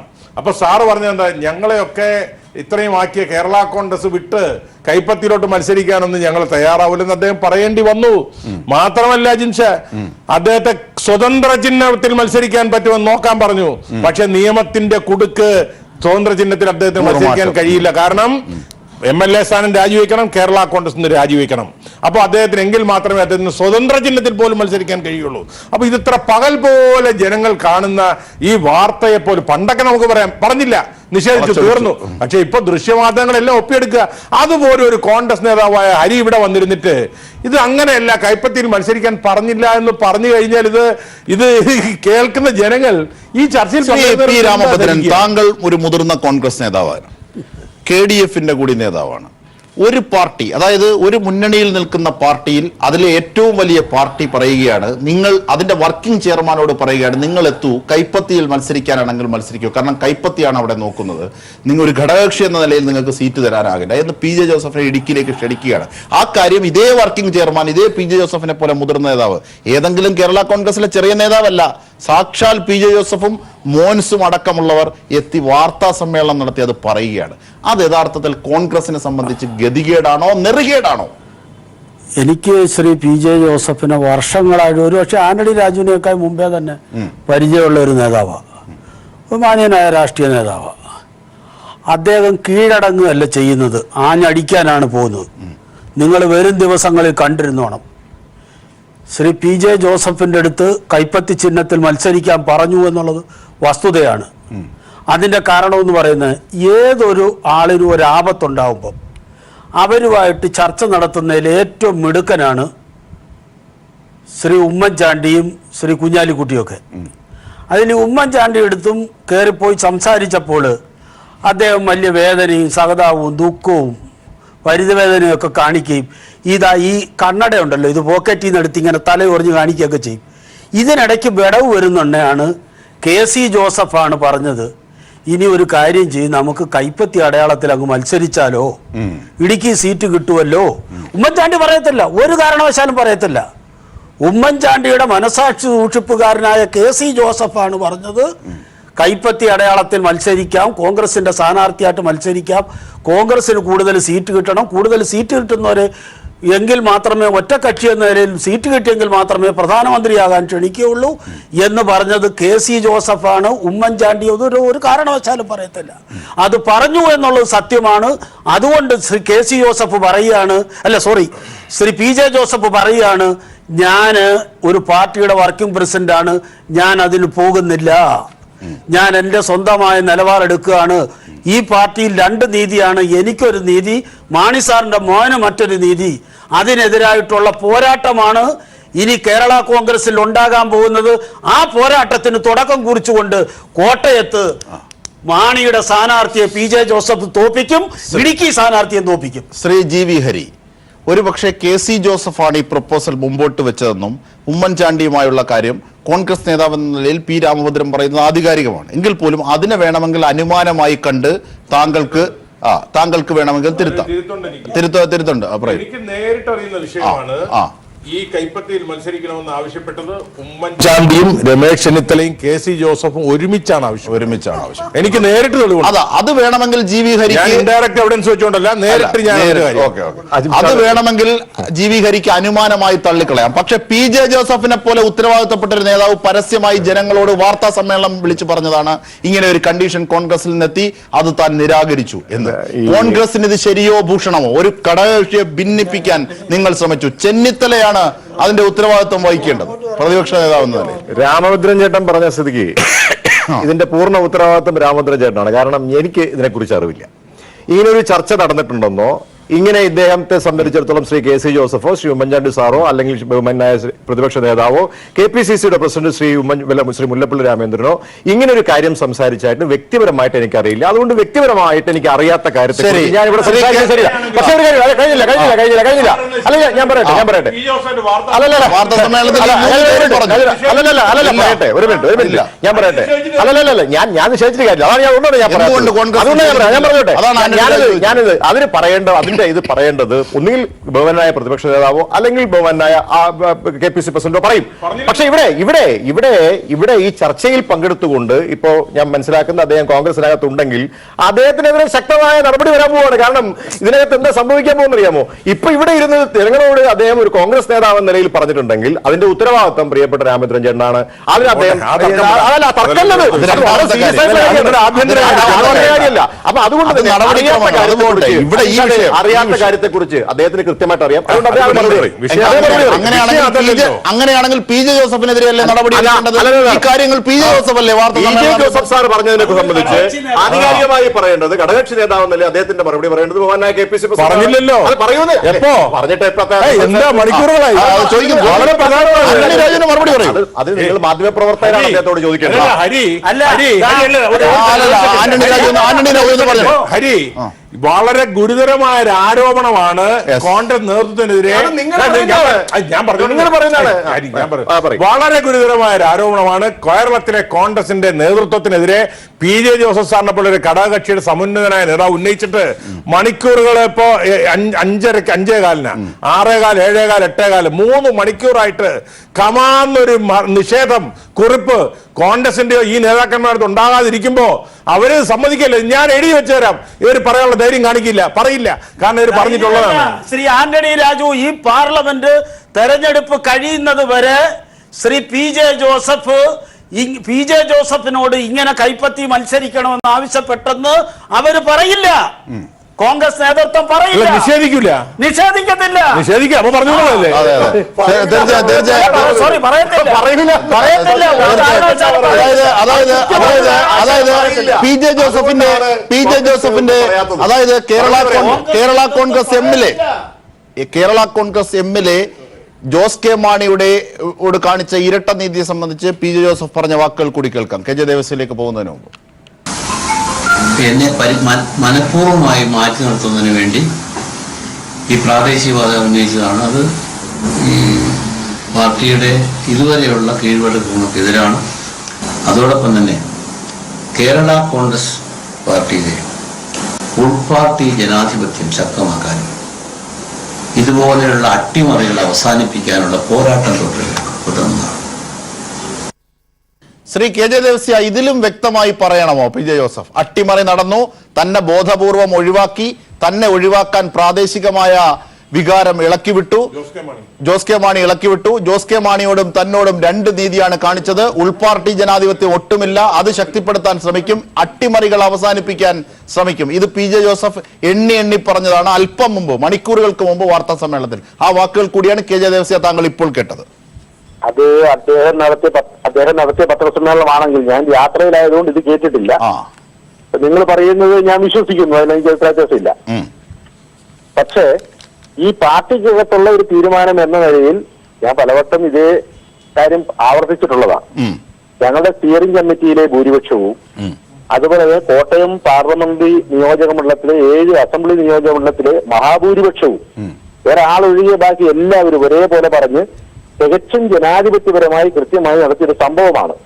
അതിനെ അട്ടിമറിയെന്ന് ആരും വിശേഷിപ്പിച്ചിട്ടില്ല എന്നുവരെയും. ജോസ് കെ മാണിയിനകത്ത് ഒരു കക്ഷിയുമല്ല. കാരണം ജോസ് കെ മാണി കാൻഡിഡേറ്റ് അല്ല. ഞങ്ങൾ എല്ലാവരും കൂടി തീരുമാനിച്ചൊരു കാൻഡിഡേറ്റ് ആണ് അതിനെക്കുറിച്ചാണ് ജോസഫ് സാർ പറഞ്ഞത്. അത് ഇരട്ട നീതിയാണ്, അത് നെറുകേടാണ് കാണിച്ചതെന്ന് പറഞ്ഞത് ജോസഫ് സാറാണ്. അതവിടെ നിൽക്കട്ടെ. എന്റെ ചോദ്യം ഇതാണ്, താങ്കൾ വാർത്താ സമ്മേളനം കേട്ടിട്ടില്ലല്ലോ, അതിലെ വാക്കുകളാണ് ഞാൻ പറഞ്ഞത്. അതായത് അല്ലല്ല, കോൺഗ്രസുമായി ബന്ധപ്പെട്ടത്. അതായത് കോൺഗ്രസ് കൈപ്പത്തി ചിഹ്നത്തിൽ മത്സരിക്കാമെന്നൊരു കണ്ടീഷൻ ഇടുക്കിയെ സംബന്ധിച്ച് വെച്ചു. പക്ഷേ താൻ അത് സ്വീകരിച്ചില്ല. കാരണം ഇതിന്റെ വർക്കിംഗ് ചെയർമാൻ ആയതുകൊണ്ട് എനിക്ക് ഈ പാർട്ടിയിലെ ഉൾപാർട്ടി ജനാധിപത്യം ശക്തിപ്പെടുത്താനും ഇവിടുത്തെ അട്ടിമറികൾ ഒഴിവാക്കാനും കേരള കോൺഗ്രസ്സുകാരനായി ജീവിക്കാനും ആഗ്രഹമുള്ളതുകൊണ്ട് കൈപ്പത്തി ചിഹ്നം എന്ന പ്രപ്പോസൽ ഞാൻ നിഷേധിച്ചു. കോൺഗ്രസ് വെച്ചതാണ്. ഇനി ഇത് പി ജെ ജോസഫ് പറഞ്ഞതാണ്. മോൻസ് ഒപ്പമുണ്ടായിരുന്നു. നാം എല്ലാം കേട്ട വാർത്താ സമ്മേളനമാണ്, അതിലെ വാക്കുകൾ. അങ്ങനെയാണെങ്കിൽ കോൺഗ്രസ് ചെയ്തത് ശരിയോ? അവിടെയല്ല പ്രശ്നം. ഇന്ത്യൻ നാഷണൽ കോൺഗ്രസ് ഞങ്ങളെക്കാൾ എത്രയോ വലിയ പാർട്ടിയാണ്. ആ പാർട്ടിക്കകത്ത് എത്രയോ മിടുമിടുക്കന്മാരിലെ മിടുമിടുക്കന്മാർ സ്ഥാനാർത്ഥികളാകാൻ വേണ്ടിയുണ്ട്. അവിടെ സ്ക്രീനിംഗ് കമ്മിറ്റി അന്തിമമായി ശ്രീ കെ ജെ ദേവസ്യ, അതിന്റെ യുക്തി നമുക്ക് രണ്ടാമത് ചർച്ച ചെയ്യാം. പക്ഷെ പി ജെ ജോസഫ് എന്ന നിങ്ങളുടെ നേതാവ്, നിങ്ങളുടെ വർക്കിംഗ് ചെയർമാൻ പറഞ്ഞു, താങ്കളുടെ വർക്കിംഗ് ചെയർമാൻ പറഞ്ഞു ഇങ്ങനെ പ്രപ്പോസൽ കോൺഗ്രസിൽ നിന്ന് വന്നെന്ന്. അതായത് താങ്കളുടെ പാർട്ടിയുടെ നേതാവിനെ, താങ്കളുടെ പാർട്ടിയുടെ വർക്കിംഗ് ചെയർമാനെ ഈ ഒരു പ്രപ്പോസൽ നൽകി, കൈപ്പത്തി പ്രപ്പോസൽ നൽകി കോൺഗ്രസ് ക്ഷണിച്ചത് മുന്നണി മര്യാദയ്ക്ക് യോജിച്ചതോ? കെ ജെ ദേവസ്യ എന്ന പൊതുപ്രവർത്തകനോടാണ് എന്റെ ചോദ്യം. ഇപ്പൊ ഒരു ചേട്ടൻ പറഞ്ഞു ഇങ്ങനെ കെ സി ജോസഫ് ചെയ്തു. അതൊക്കെ ഒരു എന്താ പറയുക, ഒരു തമാശ പോലെ മാത്രമേ ഇപ്പൊ കരുതാൻ കഴിയുള്ളൂ. പി ജെ ജോസഫ് താങ്കളുടെ വർക്കിംഗ് ചെയർമാനാണ് പറഞ്ഞത്. ശ്രീ കെ ജെ ദേവസ്യ, താങ്കൾ ഇപ്പോഴും കേരള കോൺഗ്രസ് എം അല്ലേ?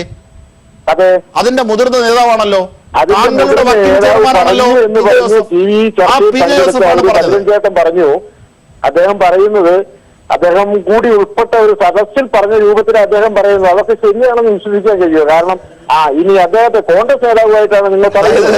അതായത് കെ ജെ ദേവസ്യക്ക് KJ ദേവസിക്ക് നിങ്ങളുടെ വർക്കിംഗ് ചെയർമാനായ PJ ജോസഫിനേക്കാൾ വിശ്വാസം കോൺഗ്രസ് അങ്ങനെ പറയില്ലല്ലോ, അതിന്റെ യുക്തി എന്ത് എന്നാണ്. അത് വളരെ അയുക്തിയായി എനിക്ക് തോന്നുന്നു. ഇപ്പോൾ ചർച്ചയിൽ PC ജോർജ് നമ്മോടൊപ്പം ചേരുകയാണ്. അതായത് PC ജോർജ് കേരള കോൺഗ്രസിന്റെ സംസ്കാരമുള്ള കേരള കോൺഗ്രസ്സുകാരനായ വലിയൊരു നേതാവാണ്. താങ്കൾ ഇപ്പോൾ ഈ ഇരുമുന്നണികളിലും ഇല്ലല്ലോ. അങ്ങനെയാണെങ്കിൽ താങ്കൾ ഒന്ന് പറയൂ, ഈ UDFിലെ പ്രമുഖമായ ഒരു ഘടകകക്ഷിയെ UDFിന്റെ തലപ്പത്തിരിക്കുന്ന കോൺഗ്രസ് കൈപ്പത്തി ചിഹ്നത്തിൽ മത്സരിക്കാമെന്ന് അവരുടെ വർക്കിംഗ് ചെയർമാനെ ക്ഷണിക്കുന്നത് ശരിയാണോ? അതായത് ഞാൻ ഒരു കാര്യം പറയാം. ആദ്യം പറഞ്ഞ കേരള സംസ്കാരം എന്ന് പറഞ്ഞ ആ സംസ്കാരം എനിക്കില്ല. അതുകൊണ്ടാണ് ഞാൻ കേരള ജനപക്ഷമായി മാറിയത്. ആ സംസ്കാരം എന്ന് പറഞ്ഞാൽ മോട്ടിക്കുക, പിടിച്ചു പറിക്കുക, എങ്ങനെയെങ്കിലും ആരെങ്കിലും കാര്യം ഞാനത് പിൻവലിച്ചു. എന്നാ ബാക്കി പറയാം. ഒരിക്കലും ജോസഫിനെ ഒരാളെ കൈപ്പത്തി ചിഹ്നത്തിൽ മത്സരിക്കാൻ വിളിക്കാൻ പാടില്ലെന്ന് എന്റെ അഭിപ്രായം. പക്ഷെ വേറൊരു കാര്യമാണ്, ഇന്നിപ്പോ ഇന്ത്യയിലെ രാഷ്ട്രീയ സാഹചര്യത്തിൽ ഒരു കക്ഷിക്കും ഭൂരിപക്ഷം വരാൻ സാധ്യതയില്ല എന്ന് കാണുമ്പോ സ്വാഭാവികമായി ഏറ്റവും കൂടുതൽ എംപിമാരുള്ള പാർട്ടിയെ പ്രധാനമന്ത്രി സ്ഥാനത്തേക്ക് ക്ഷണിക്കാനുള്ള സാധ്യതയാണ്. അങ്ങനെ ഒരു സാധ്യതയുള്ളപ്പോൾ കൈപ്പത്തി ചിഹ്നത്തിൽ അവരുടെ എംപിമാരുടെ എണ്ണം കൂട്ടാൻ കോൺഗ്രസ് ആത്മാർത്ഥമായി ശ്രമിച്ചുകൊണ്ടിരിക്കുമ്പോ അവരുടെ കയ്യിലിരിക്കുന്ന ഒരു സീറ്റ് ജോസഫിന് കൊടുക്കണമെന്ന് പറഞ്ഞാൽ അത് കൈപ്പത്തി ചിഹ്നം വേണം എന്ന് അവർ പറഞ്ഞാൽ എങ്ങനെ നമ്മൾ കുറ്റപ്പെടുത്തും? ജോസഫ് അത് ചോദിക്കാൻ പാടില്ല എന്നതാണ് അതിന്റെ ശരി. അത് തന്നെയല്ലെന്ന് നമ്മൾ നിഷ്പക്ഷമാണ്. ഞാൻ എന്റെ മനസാക്ഷിക്ക് അനുസരിച്ച് ഞാനിപ്പോ ജോസഫ് ഗതികെട്ടാ പുല്ലും തിന്നും അതൊക്കെ നമ്മൾ പറയാറുണ്ട്. വീണ് കിടക്കുന്ന ഒരാളെ ചവിട്ടുന്നത് മര്യാദയില്ലാത്തതുകൊണ്ട് ജോസഫിനെ പറ്റി ഒരു കമന്റും ഞാൻ പറയുന്നില്ല. പക്ഷെ ഒരു കാര്യമുണ്ട്, 9 MLA-മാരുണ്ടായിരുന്ന ഒരു കാലഘട്ടം ജോസഫും മാനിയും ഈ എളിവനായ PC-യോടും ഉണ്ടായിരുന്ന കാലഘട്ടം. അന്ന് 2 സീറ്റ് വേണമെന്നുള്ള അഭിപ്രായം വന്നപ്പോൾ ഈ മാനിയും ജോസഫും തന്നെ പറഞ്ഞു ഒന്ന് മതിയെന്ന്. 2ാമത് സീറ്റ് നമുക്ക് ആവശ്യം ഒന്ന് മതി, 2 പേരെ തരുമായിരുന്നെന്ന്. വേണ്ട ഒന്ന് മതി എന്ന് പറഞ്ഞ് സമ്മതിപ്പിച്ചിട്ട് ഇപ്പൊ 6 MLA-മാരുണ്ട്. 6 MLA-മാര് തന്നെ 3 ഗ്രൂപ്പാ. എവിടൊക്കെയാ നിൽക്കുന്നത്, എന്താ അവരുടെ ലൈൻ പോലും ആർക്കും അറിയില്ല. ആ 6 ഒന്ന് പോരെന്ന് പറഞ്ഞ ന്യായം എന്താ? നമുക്ക് കേരള രാഷ്ട്രീയത്തിൽ ഞാൻ ഇപ്പം ഇത് കൈരളിച്ചാറില്ല. നിങ്ങൾക്കൊരു CPM-മായി ബന്ധമുള്ള CPM-ന്റെ ആത്മാർത്ഥമായി ബുദ്ധിമുട്ടുണ്ടാക്കിയ തൊഴിലാളി വർഗത്തിന്റെ ഒരു ചാനലാണ് കൈരളി. പക്ഷെ നിങ്ങൾ കൊടുക്കുന്ന ന്യൂസിനകത്ത് ചില നിഷ്പക്ഷതയില്ലേ? അതൊക്കെ ഒരു സദാചാരത്തിന്റെ ഭാഗമാണ്. ഈ മാനിയുടെ ഭാഗത്തും ജോസഫിന്റെ ഭാഗത്തും ഉണ്ടാകേണ്ട സദാചാര ബോധമാണ്. ഞാൻ പറയുന്നു യാതൊരു കാരണവശാലും ജോസഫ് 2 സീറ്റ് ചോദിക്കാൻ പാടില്ലായിരുന്നു. അതുപോലെ തന്നെ ജോസഫ് ചെയ്ത ഒരു മഹാഭാവം, പാർട്ടിക്കകത്ത് ജോസഫ് സീറ്റ് വേണം എന്ന് ശക്തമായി ആവശ്യപ്പെടണമായിരുന്നു. പാർട്ടിയുടെ വർക്കിംഗ് ചെയർമാൻ ക്ലെയിം ഉണ്ട് അങ്ങേർക്ക്. അതിന് പുള്ളി റോഡിൽ കൂടെ നടന്ന് പാർട്ടിയുടെ വർക്കിംഗ് ചെയർമാൻ എനിക്ക് സീറ്റ് വേണമെന്ന് പറഞ്ഞ് എങ്ങനെ PC അത് അദ്ദേഹം പറഞ്ഞു കഴിഞ്ഞു. അദ്ദേഹം ഇന്ന് വാർത്താ സമ്മേളനം നടത്തിയപ്പോൾ കോൺഗ്രസ് ഇങ്ങനെ ഒരു പ്രപ്പോസൽ കൈപ്പത്തി ചിഹ്നത്തിൽ മത്സരിക്കാൻ തന്നോട് വെച്ചു, താൻ അത് വേണ്ടെന്ന് വെച്ചു, കാരണം ഈ കേരള കോൺഗ്രസിലെ വർക്കിംഗ് ചെയർമാനായിരിക്കുന്നതുകൊണ്ട്. അത് കഴിഞ്ഞ് അദ്ദേഹം പറഞ്ഞ പ്രധാനപ്പെട്ട കാര്യം ഇതാണ്, അത് താങ്കൾ നേരത്തെ പറഞ്ഞ കാര്യങ്ങളുമായി യോജിക്കുന്നതാണ്. അതായത് ജോസ് കെ മാണിക്ക് വേണ്ടി ഇരട്ട നീതിയാണ് തന്നോട് കാട്ടിയത്, അട്ടിമറിയാണ് തന്നോട് കാട്ടിയത്. കേരള കോൺഗ്രസ് എമ്മിൽ ഉൾപാർട്ടി ജനാധിപത്യം ഇല്ല. ഈ കാര്യങ്ങളൊക്കെയും PJ ജോസഫ് മോൻസ് അടക്കമുള്ളവരുടെ സാന്നിധ്യത്തിൽ വാർത്താ സമ്മേളനത്തിലാണ് പറഞ്ഞത്. അതൊക്കെ ജോസഫ് പറഞ്ഞ ശരി. ആദ്യം പറഞ്ഞ ഒരു കാര്യം, കോൺഗ്രസ് അദ്ദേഹത്തോട് കൈപ്പത്തി ചിഹ്നത്തിൽ മത്സരിക്കാൻ പറഞ്ഞു എന്ന് പറഞ്ഞാൽ വാസ്തവ വിരുദ്ധമാണെന്ന് എളിയവനായി എനിക്കറിയാം. ജോസഫ് പറഞ്ഞു നുണയാണ്. പക്ഷെ 2ാമത് ജോസഫ് പറഞ്ഞ ജോസ് കെ മാണിയെ പറ്റി പറഞ്ഞു ജനാധിപത്യം ഇല്ലെന്ന് പറഞ്ഞ ഒക്കെ സത്യമാണ്. ഈ സത്യം അറിഞ്ഞുകൊണ്ടല്ലേ ജോസഫ് അവിടെ നിൽക്കുന്നത്. ഞാനൊരു സംശയം കൂടി ചോദിക്കട്ടെ. ഇപ്പൊ സ്നേഹത്തോട് ജോസഫിന്റെ ആളുകളോട്, ജോസഫ് മോൻസല്ലേ വെള്ളത്തിൽ കിടക്കുന്നത് ഇപ്പൊ പാവം. നിങ്ങളൊന്ന് ആലോചിച്ച്, ഇപ്പൊ തന്നെ മാണിയുടെ ഇപ്പൊ നില എന്നാ? ഞാനൊരാളെ ഒരു പ്രായമായ ആളെ മോശം പറയാൻ പാടില്ല, ഒരിക്കലും ബഹുമാനപ്പെട്ട KM മാണിയെ പറ്റി ഒന്നും പറയുന്നില്ല. എന്തായാലും KM മാണി എന്ന ബഹുമാനപ്പെട്ട KM മാണി എന്ന രാഷ്ട്രീയക്കാരൻ കേരള രാഷ്ട്രീയത്തില് എന്തായി? അദ്ദേഹത്തിൽ നിന്ന് ഒരു കമന്റ് പോരുമോ, ഒരു അഭിപ്രായം പോരുമോ, തീരുമാനം ഉണ്ടാവില്ല. അതിനുള്ള കഴിവ് അദ്ദേഹത്തിന് നഷ്ടപ്പെട്ടു. അദ്ദേഹത്തെ ബിംബമായിക്കൊണ്ട് ഇരുത്താം എന്നുള്ളതല്ലാതെ ഒരു കാര്യം ചോദിച്ചാലും ഉത്തരം പറയാൻ പോലും അദ്ദേഹത്തിന് കഴിയില്ല.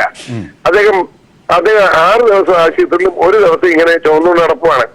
ഇതറിയാവുന്ന നമ്മളെ സംബന്ധിച്ചിടത്തോളം ആ പാർട്ടി ഇപ്പം ജോസ് കെ മാണിയുടെ കയ്യിലാണ്. ഇപ്പൊ വർക്കിംഗ് ചെയർമാൻ എന്ന് പറഞ്ഞ ജോസഫിന് ഇപ്പൊ ഇതുപോലെ അപമാനം ഉണ്ടായി.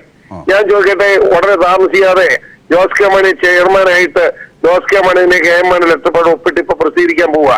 അപ്പൊ ജോസഫ് എന്തോ ചെയ്യും? എന്തോ ചെയ്യും? അതൊക്കെയാണ് അറിയേണ്ടത്. പക്ഷേ PC-യുടെ ഒരു നിരീക്ഷണത്തിൽ ഒരു ചെറിയ തെറ്റുണ്ടോ എന്നെനിക്കൊരു സംശയം. അതായത് KC ജോസഫും ഉമ്മൻചാണ്ടിയും ചെന്നിത്തലയും ഒക്കെ ചേർന്നിട്ടാണ് തന്നോട് ഇത് പറഞ്ഞത്. താൻ ആ പ്രൊപ്പോസൽ വേണ്ടെന്ന് വെക്കുകയായിരുന്നു കൈപ്പത്തി ചിഹ്നത്തിൽ മത്സരിക്കാൻ. ഇത് PJ ജോസഫ് പരസ്യമായി വാർത്താ സമ്മേളനത്തിൽ പറഞ്ഞതാണ്. പ്രൊഫസറെ, അങ്ങനെ നുണ പറയുമോ? ഞാൻ പറയുന്നു അത് തെറ്റാണ്. ഉമ്മൻചാണ്ടിയുടെ ചോദ്യം പറയട്ടെ. ഉമ്മൻചാണ്ടി രമേശ് ചെന്നിത്തലൊക്കെ ഇതുവരെ അവർ പ്രതികരിച്ചിട്ടില്ല, അതിനെക്കുറിച്ച് നിഷേധിച്ചിട്ടില്ല. ഞാനതിന്റെ വിശ്വാസത്തോടെ ചർച്ച ചെയ്യുന്നത്. ഇതുവരെ ഇത്ര വലിയൊരു ആരോപണം PJ ജോസഫിനെ പോലെ ഒരു പ്രമുഖ നേതാവ് ഉന്നയിച്ചിട്ട് ഇതുവരെ കോൺഗ്രസിന്റെ ഭാഗത്തുനിന്ന് ഒരു വിശദീകരണം തിരിച്ചെത്തിയിട്ടില്ല, നിഷേധിച്ചിട്ടില്ല. അവരുടെ മര്യാദ ജോസഫ് അല്ലല്ലോ, അവർക്ക് സാമാന്യ മര്യാദയില്ലേ?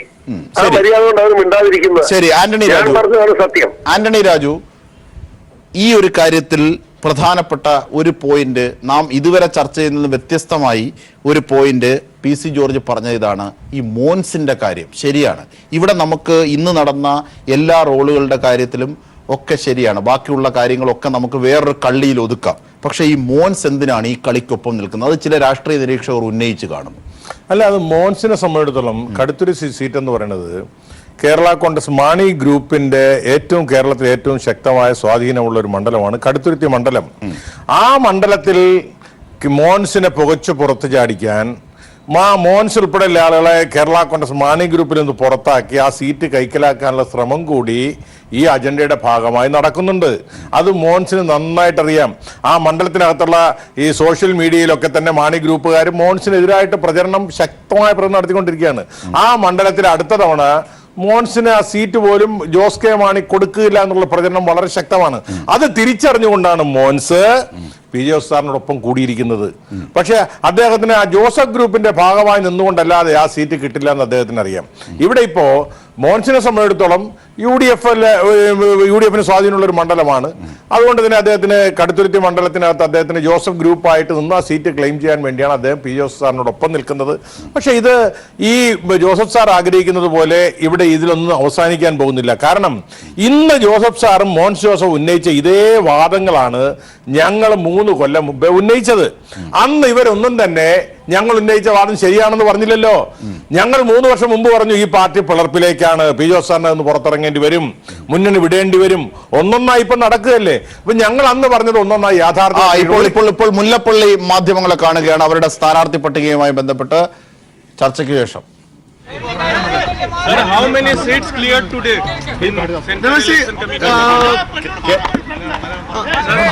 കേരളത്തിലെ സീറ്റ് സംബന്ധിച്ച ധാരണ 16 സീറ്റുകളിലും സ്ഥാനാർത്ഥികളായോ ആരൊക്കെയാണ്?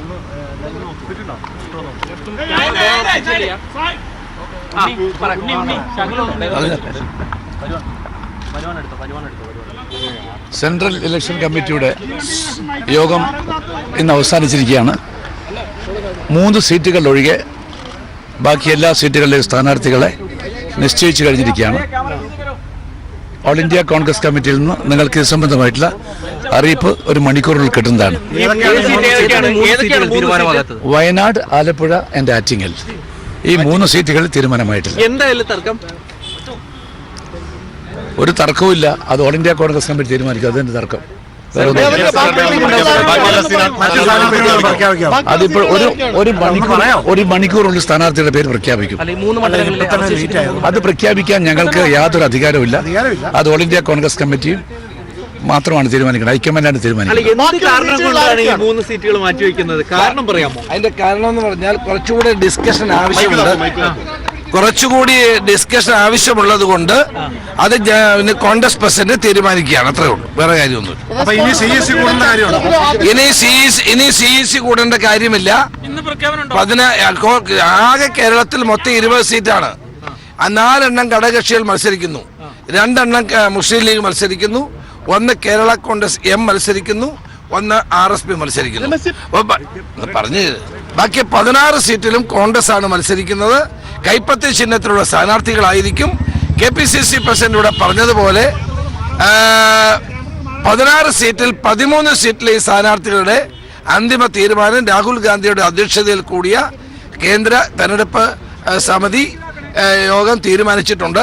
അത് ഒരു അരമണിക്കൂറിനകം AICCയിൽ നിന്ന് റിലീസ് ചെയ്യും. നിങ്ങൾക്ക് ആ ലിസ്റ്റ് കിട്ടും. 3 സീറ്റിന്റെ പ്രഖ്യാപനം നാളെ ഉണ്ടാവുള്ളൂ. കാരണം കുറച്ചുകൂടി ചർച്ച ആവശ്യമുണ്ടെന്നുള്ളത് കൊണ്ടാണ്. വേറെ ഒരു തർക്കവും അതിനെ സംബന്ധിച്ചില്ല. ദയവായി ആ തർക്കം നിങ്ങൾ കൊടുക്കരുത്. യാതൊരു തർക്കവുമില്ല. 1-2 കാര്യങ്ങളെ സംബന്ധിച്ചൊരു ഡീറ്റെയിൽ ആയി ഞങ്ങൾ മാത്രമാണ് ഇതിലുണ്ടായിരുന്നത് ഇലക്ഷൻ കമ്മിറ്റിയിൽ. അപ്പോൾ കുറച്ച് ആളുകളോട് കൂടി സംസാരിക്കാനുള്ളത് കൊണ്ടാണ് ഇത് മാറ്റിവെച്ചിട്ടുള്ളത്. അത് നാളെ വൈകാതെ നാളെ തന്നെ വൈകുന്നേരത്തിനുള്ളിൽ തന്നെ തീരുമാനിക്കപ്പെടും എന്നുള്ളതാണ് വിശ്വാസം. സിറ്റിംഗ് എംപിമാരെല്ലാം തുടരുമോ? അതെല്ലാം നിങ്ങൾക്ക് അരമണിക്കൂറിനകം കിട്ടുമല്ലോ. എന്തിനാണ് ഞങ്ങളോട് ചോദിക്കുന്നത്? സീറ്റുകളിൽ ഉമ്മൻചാണ്ടിയുടെ താല്പര്യം കൂടി അറിയാൻ വേണ്ടിയാണ്. ഉമ്മൻചാണ്ടിയുമായിട്ട് ഞങ്ങൾ സ്ക്രീനിങ് കമ്മിറ്റി സംസാരിച്ച് ഞങ്ങൾ 3 പേരും കൂടെ എടുത്ത ഏകകണ്ഠമായ തീരുമാനത്തിന്റെ അടിസ്ഥാനത്തിൽ തന്നെയാണ് ഈ ലിസ്റ്റ് സെൻട്രൽ ഇലക്ഷൻ കമ്മിറ്റി പോയിട്ടുള്ളത്. അദ്ദേഹത്തിനെ ആന്ധ്രയിലേക്ക് കോൺഗ്രസ് പ്രസിഡന്റ് ഒരു പ്രത്യേക ദൗത്യത്തിന് വേണ്ടി അയച്ചതാണ്. അതുകൊണ്ടാണ് ഇന്നിവിടെ ഉണ്ടാകാതെ പോയത്. ഞങ്ങൾ അദ്ദേഹവുമായിട്ട് ഇപ്പോഴും ഫോണിൽ സംസാരിച്ചു. അദ്ദേഹവുമായിട്ട് യാതൊരു അഭിപ്രായ വ്യത്യാസവുമില്ല. ഞങ്ങളെല്ലാവരും ഒറ്റക്കെട്ടാണ്. കേരളത്തിലെ കോൺഗ്രസ് ഒരുമിച്ച് മുന്നോട്ട് പോകും. ഒരു അഭിപ്രായ വ്യത്യാസവുമില്ല. ചില കാര്യങ്ങളിൽ കൂടുതൽ ഇൻഫർമേഷൻ ആവശ്യമുള്ളത് കൊണ്ട് അത് 3 പെൻഡിങ് വെച്ചിരിക്കുന്നത് മാത്രമേ ഉള്ളൂ. ചെറുപ്പത്തിൽ തന്നെ മുഴുവൻ സ്ഥാനാർത്ഥികളുടെയും പേര് പ്രഖ്യാപിക്കാതിരിക്കുന്നത് KPCCയുടെ ചരിത്രത്തിൽ തന്നെ ആദ്യമായി. ആര് പറഞ്ഞു?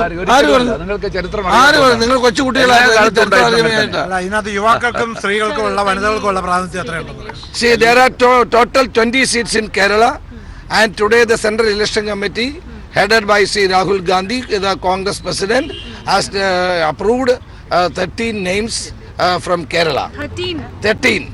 Because we have given 4 seats to our allies in the UDF. Our rest 16 seats are for the Congress Party.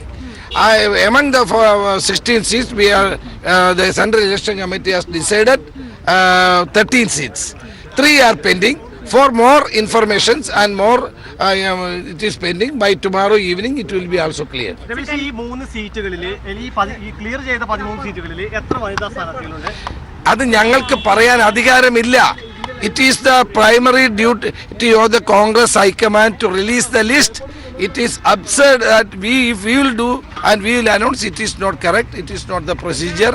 The procedure will be followed by the AICC.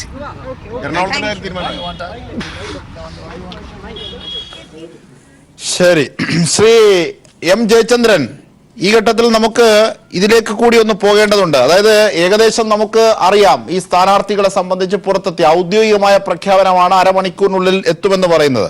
ഈ 3 സീറ്റുകൾ ഒഴിച്ചിടുമെന്ന് പറയുന്നു.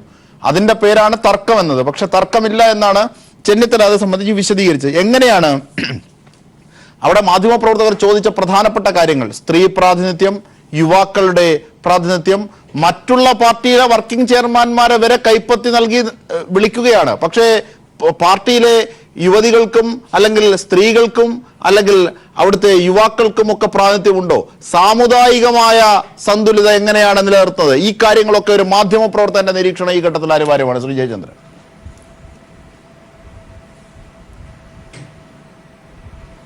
അജിംഷാദെ, UDFിലെ ഒന്നാം കക്ഷിയായ ഏറ്റവും പ്രധാനപ്പെട്ട കക്ഷിയായ UDFിനെ നയിക്കുന്ന കോൺഗ്രസിൻ്റെ സീറ്റ് വിഭജനം, സ്ഥാനാർത്ഥി നിർണയം പൂർത്തിയാകുന്നു എന്നുള്ളത് വളരെ നല്ല ശുഭോദർക്കമായൊരു വാർത്ത തന്നെയാണ്. തീർച്ചയായും കേരളം ആ വാർത്തയ്ക്കും കൂടെ വേണ്ടിയിട്ടാണ് ഈ കഴിഞ്ഞ കുറച്ച് ദിവസങ്ങളായി കാത്തിരുന്നത്. കാരണം LDF മാത്രം പോരല്ലോ, മുഖ്യ പ്രതിപക്ഷമായ UDF വേണം, NDAയുടെ ആൾക്കാർ വരുന്നുണ്ട്, അവരും വേണം. അപ്പോൾ ഇപ്പോൾ 3 സീറ്റിലൊഴികെ ബാക്കി 13 സീറ്റിലാണ് പ്രഖ്യാപിച്ചിരിക്കുന്നത്. അതിൽ എനിക്ക് പെട്ടെന്ന് തോന്നിയിട്ടുള്ള ഒരു സംഗതി, അത് വിശദമായി പരിശോധിക്കേണ്ട വേറൊരു സംഗതിയാണെങ്കിലും, ഇപ്പോൾ ഇവിടെ ഈ കോൺഗ്രസിൻ്റെ സ്ഥാനാർത്ഥി പട്ടികയിൽ എവിടെയാണ് വിദ്യാർത്ഥി പ്രാതിനിധ്യം, എവിടെയാണ് യുവജന പ്രാതിനിധ്യം? ഇവരൊക്കെ പിന്നെ ഇത്തരം വിഭാഗങ്ങളൊക്കെ ഈ കേരളത്തിൽ ഉള്ളവരും ഈ വരുന്ന തലമുറ എന്നുള്ള നിലയിലേക്ക് കാണേണ്ടവരും ഒക്കെ ആയിട്ടുള്ള ഒരു വലിയ വിഭാഗമല്ലേ അത്. സ്ത്രീ പ്രാതിനിധ്യത്തിൻ്റെ കാര്യം അവിടെ നിൽക്കട്ടെ, ഉണ്ട്, ആലത്തൂരുണ്ട്, ആലപ്പുഴയുണ്ട്. രണ്ടിൻ്റെയും സ്ഥിതിയെ സംബന്ധിച്ച് വിശദമായി പരിശോധിച്ചാൽ വേറെ പലതും പറയാനുണ്ട്. അതിലേക്ക് ഇപ്പോൾ കടക്കുന്നില്ല. പിന്നെ മറ്റു പ്രധാനപ്പെട്ട പ്രശ്നം, 3 പ്രധാന നേതാക്കൾ ഈ ഇലക്ഷനിൽ നിന്ന് മാറി നിൽക്കുന്നു എന്നുള്ളതാണല്ലോ രാവിലെ മുതൽ വിശദമായി പറയുന്നത്. ഞാൻ തന്നെ നേരത്തെ ചർച്ച ചെയ്തിട്ടുള്ളതാണ്. ഉമ്മൻചാണ്ടി മത്സരിക്കാൻ പോകുന്നില്ല, KC വേണുഗോപാൽ മത്സരിക്കാൻ പോകുന്നില്ല, അതിന്റെ കാരണങ്ങളും പറഞ്ഞതാണ്. അന്ന് പറഞ്ഞ കാരണങ്ങളൊക്കെ തന്നെയാണ് നേതാക്കൾ എന്ന് പറയുന്നത്. ശ്രീ രാമഭദ്രൻ ചർച്ചയിലുണ്ട്, അദ്ദേഹവും അന്ന് സംസാരിച്ചത് ഞാൻ ഓർക്കുന്നുണ്ട്. ഇപ്പൊ ഇന്നിപ്പോ എനിക്ക് ഇക്കാര്യത്തിൽ ചൂണ്ടിക്കാണിക്കാനുള്ള സുപ്രധാനമായ ഒരു കാര്യം, ഈ ഉമ്മൻചാണ്ടിയോ KC വേണുഗോപാലോ മുല്ലപ്പള്ളി രാമചന്ദ്രനോ ഞങ്ങൾ പുതിയ തലമുറയ്ക്ക് വഴിമാറി കൊടുക്കുന്നു എന്നൊരു വാചകം എവിടെയും പറഞ്ഞിട്ടില്ല. ഇതാണ് ഞാൻ അടിവരയിട്ട് ചൂണ്ടിക്കാണിക്കാൻ ആഗ്രഹിക്കുന്ന ഒരു കാര്യം. അതായത് തങ്ങൾ പുതിയ തലമുറയ്ക്ക് വഴിമാറി കൊടുക്കുന്നതിന്റെ ഭാഗമായിട്ടാണ് മത്സരിക്കാത്തത് എന്നിവരാരും പറയുന്നില്ല. മുല്ലപ്പള്ളി സിറ്റിംഗ് എം പി ആണ്, K C Venugopal sitting M P ആണ്, ഉമ്മൻചാണ്ടി ചില മണ്ഡലങ്ങൾ മത്സരിക്കണമെന്ന് പല കോൺഗ്രസ് നേതാക്കളും ആഗ്രഹിക്കുന്ന, പ്രവർത്തകരും ആഗ്രഹിക്കുന്നതാണ്. പക്ഷെ അവരാരും മാറി നിൽക്കുന്നത് പുതുതലമുറയ്ക്ക് വേണ്ടിയിട്ടല്ല, വഴിമാറി കൊടുക്കാനല്ല. രണ്ട് കാര്യങ്ങളാണ് പ്രധാനമായിട്ട് കാണാൻ കഴിയുന്നത്. ഒന്ന്, വ്യക്തമായും പരാജയ ഭീതി തന്നെയാണ് അക്കാര്യത്തിലുള്ളത്. നമുക്ക് കാണാൻ കഴിയുന്ന, വിലയിരുത്തിയാൽ പ്രാഥമികമായി കാണാൻ കഴിയുന്ന വസ്തുത അത് തന്നെയാണ്. രണ്ടാമത്, ഒരു കേസിന്റെ വലിയൊരു നിഴൽ, കരിനിഴൽ ഇങ്ങനെ മൂടി നിൽക്കുകയാണ്. ഇപ്പൊ പുറത്തെത്തിയ ഈ കോൺഗ്രസിന്റെ ശ്രീ ജയചന്ദ്രൻ, ഈ ഇപ്പോൾ അല്ലെങ്കിൽ പുറത്തെത്തിയ ഈ കോൺഗ്രസിന്റെ സ്ഥാനാർത്ഥി പട്ടികയിൽ 3 എണ്ണം ഒഴികെ, തർക്കമുള്ള 3 എണ്ണം ഒഴികെ 13 എണ്ണത്തിൻ്റെതായല്ലോ. അവിടെ യുവാക്കളുടെ, അതായത് യൂത്ത് കോൺഗ്രസിന്റെ, KSUവിന്റെ ഒക്കെ പ്രാതിനിധ്യം, സ്ത്രീ പ്രാതിനിധ്യം, ഒപ്പം സാമുദായികമായ സന്തുലിതാവസ്ഥ, അതൊക്കെ ഒരു നിരീക്ഷകന്റെ വിലയിരുത്തൽ പെട്ടെന്ന്. അല്ല, അത് പ്രശ്നം തന്നെയാണ്. അതാണ് ഞാൻ പറഞ്ഞു വന്നത്. അതില് എവിടെയാണ് യുവാക്കളുടെ പ്രാതിനിധ്യം, വിദ്യാർത്ഥികളുടെ പ്രാതിനിധ്യം എവിടെയാണ്? വനിതാ പ്രാതിനിധ്യത്തിന്റെ കാര്യത്തിലേക്ക് ഞാൻ വിശദമായി കടന്നില്ല എന്നുള്ളതേ ഉള്ളൂ. സാമുദായിക പ്രാതിനിധ്യം നോക്കിയാൽ, ഇപ്പോൾ ശരിക്കും അങ്ങോട്ട് പറഞ്ഞു കഴിഞ്ഞാൽ, ഈഴവ പ്രാതിനിധ്യം എന്ന് പറയുന്നത് കഴിഞ്ഞ 2014 4 ഇത്തവണ വന്നപ്പോഴേക്ക് ഇന്നിപ്പോ പ്രഖ്യാപിച്ചതിൽ 2 കുറഞ്ഞിരിക്കുന്നു. അതാണ് വെള്ളാപ്പള്ളി ഇന്നലെ സൂചിപ്പിച്ചത്. കെ സുധാകരൻ, അടൂർ പ്രകാശും. അല്ല, അത് പ്രശ്നമല്ലേ? അതേസമയം പിന്നെ ക്രൈസ്തവ പ്രാതിനിധ്യമുണ്ട്, നായർ പ്രാതിനിധ്യമുണ്ട്, മുസ്ലിം പ്രാതിനിധ്യമുണ്ട്. പക്ഷെ ഒരു പ്രബല സമുദായത്തിനെ അവഗണിച്ചിരിക്കുന്ന തോന്നൽ ഉണ്ടാവാൻ ഇടയുണ്ട് എന്നുള്ള വസ്തുതയുമല്ലേ? അതുണ്ട്. പിന്നെ കേസിന്റെ കരുതൽ മറ്റൊരു വശത്ത് കിടക്കുന്നു. ഞാനതാണ് മുമ്പ് സൂചിപ്പിച്ചു വന്നതാണ്, ഒരു സ്ത്രീ അടൂർ പ്രകാശിനെ മത്സരിക്കുന്ന മണ്ഡലത്തിൽ നോമിനേഷൻ കൊടുക്കുമെന്ന് പറഞ്ഞു കേൾക്കുന്നുണ്ട്. വാർത്ത പുറത്തേക്ക് നാളെ മറ്റന്നാളെ വരുമെന്നാണ് കേൾക്കുന്നത്. അവര് മത്സരിക്കാൻ ഇറങ്ങിക്കഴിഞ്ഞാൽ അവരത്തൊക്കെ കാര്യങ്ങൾ പറയുമെന്നുള്ള പുറകെ കടക്കാൻ പോകുന്നു. അതിന് പുറകെ വരാൻ പോകുന്ന, വലിച്ചിളക്കാൻ പോകുന്ന വേറൊരു വിഷയമാണ്. അത് വന്നാൽ അതിൻ്റെതായിട്ടുള്ള വിഷയങ്ങൾ വേറെയില്ലേ? അത്തരത്തിലുള്ള പ്രശ്നങ്ങളൊക്കെ ഉണ്ട്. ഇന്ന് പ്രഖ്യാപിച്ച സ്ഥാനാർത്ഥി പട്ടിക ഒറ്റനോട്ടത്തിൽ വിലയിരുത്തുമ്പോൾ എനിക്ക് പറയാൻ കഴിയുന്ന ഒരു പ്രധാനപ്പെട്ട കാര്യം, ഇപ്പോഴത്തെ സ്ഥാനാർത്ഥി പട്ടിക വെച്ച് നോക്കുമ്പോൾ ശരി, പി സി ജോർജിലേക്ക് നമുക്കൊന്ന് പോകാം. ശ്രീ ആര്യജീവിയിലേക്ക് എത്താം. ശ്രീ പി സി ജോർജ്, അതായത് ഈ പുലി പതുങ്ങുന്നത് ചാടാനാണ്, കൂടുതൽ ശക്തിയോടെ ചാടാനാണെന്നാണ് ശ്രീ ജയചന്ദ്രന്റെ വിലയിരുത്തൽ. അതായത് ഈ 3 തലമുതിർന്ന ത്രിമൂർത്തികൾ മാറി നിൽക്കുന്നത് യുവാക്കൾക്ക് സീറ്റ് കൊടുക്കാനോ അല്ലെങ്കിൽ ആ തരത്തിലല്ല, മറ്റു പല കാരണങ്ങൾ കൊണ്ടാണ്. എങ്ങനെയാണ് ഈ സ്ഥാനാർത്ഥി പട്ടികയുടെ ഔദ്യോഗിക പ്രഖ്യാപനം ആയിട്ടില്ലെങ്കിൽ പോലും നമുക്ക് ഏകദേശം അറിയാം ഈ 3 സീറ്റിൽ എന്താണ് ആളാകാത്തത്? താങ്കളുടെ ഒരു നിരീക്ഷണം ഈ ഘട്ടത്തിൽ ആവശ്യമാണ്. പി സി ജോർജ് ഇല്ല. ശ്രീ ആന്റണി രാജുവിലേക്കും ഹരിജീവിയിലേക്കും എത്താം. ശ്രീ ആന്റണി രാജു, പശു ചത്തു, മോരിന്റെ പുളിയും പോയി. കാരണം ആ അർത്ഥത്തിൽ തെരഞ്ഞെടുപ്പ് കേരളത്തിലേക്ക് പ്രവേശിച്ചു കഴിഞ്ഞു. ഇപ്പോഴും കേരളത്തിലെ പ്രമുഖമായ മുന്നണിയിൽ, പ്രമുഖമായ പാർട്ടിയുടെ സ്ഥാനാർത്ഥികളിൽ 3 പേരെ ഒഴിച്ചിട്ടിട്ടാണ് ഔദ്യോഗിക പ്രഖ്യാപനം അരമണിക്കൂറിന് മുമ്പ് വരാൻ പോകുന്നത്. ഈ ഒരു ഘട്ടത്തിൽ എം ജയചന്ദ്രന്റെ നിരീക്ഷണത്തിന്റെ അടിസ്ഥാനത്തിൽ കൂടി ഫെബ്രുവരി 20 കോൺഗ്രസിന്റെ സ്ഥാനാർത്ഥി പട്ടിക പുറത്തിറക്കുമെന്ന് പറഞ്ഞ പരസ്യമായി പ്രസ്താവിച്ച ആളാണ് ശ്രീ മുല്ലപ്പള്ളി രാമചന്ദ്രൻ. ഇത് നമ്മുടെ KPCC പ്രസിഡന്റ് പോലൊരു കസേരയിൽ ഇരുന്നുകൊണ്ട് അങ്ങനെ ഒരു പ്രസ്താവന നടത്തി. ഇപ്പോൾ ഫെബ്രുവരി 20 കഴിഞ്ഞു, മാർച്ച് 16 ഇപ്പോഴും സ്ഥാനാർത്ഥി പട്ടിക പുറത്തു വന്നിട്ടില്ല. അപ്പോൾ ആ പാർട്ടിക്കകത്ത് ഗ്രൂപ്പിസം കൊടികുത്തി വാഴുകയാണ്. അഭിപ്രായ ഭിന്നത വളരെ രൂക്ഷമാണ്. ഇവരെല്ലാം തൃപ്തിപ്പെടുത്തിക്കൊണ്ട് 16 സീറ്റിലും വീതം വയ്ക്കാൻ കഴിഞ്ഞിട്ടില്ല. വളരെ ഗുരുതരമായ അഭിപ്രായ ഭിന്നത പാർട്ടിക്ക് നടന്നുകൊണ്ടിരിക്കുന്നു. സ്ഥാനാർത്ഥി നിർണയം കഴിഞ്ഞ് ലിസ്റ്റ് പുറത്തു വന്നാൽ വലിയ പൊട്ടിത്തെറി കോൺഗ്രസ് രാഷ്ട്രീയത്തിനകത്ത് ഉണ്ടാകുമെന്നുള്ളത് മുൻകൂട്ടി കണ്ടുകൊണ്ടാണ് ഇപ്പോഴും ഈ പാതിരാ വരെ ഇവർ ഇങ്ങനെ നീട്ടിക്കൊണ്ട് പോകണം. അങ്ങനെ രാത്രി 12 മണിക്ക് പ്രഖ്യാപിച്ചാൽ പിന്നെ കുറച്ചൊക്കെ ശാന്തമാവുമല്ലോ വിചാരിച്ചിട്ടാണ്. കാരണം അല്ലെങ്കിൽ എന്ത് കാരണമാണ്? ഞാൻ ചോദിക്കട്ടെ, എത്രയോ ചർച്ചകൾ നടന്നു വെറും 16 സീറ്റിനെ കുറിച്ച്.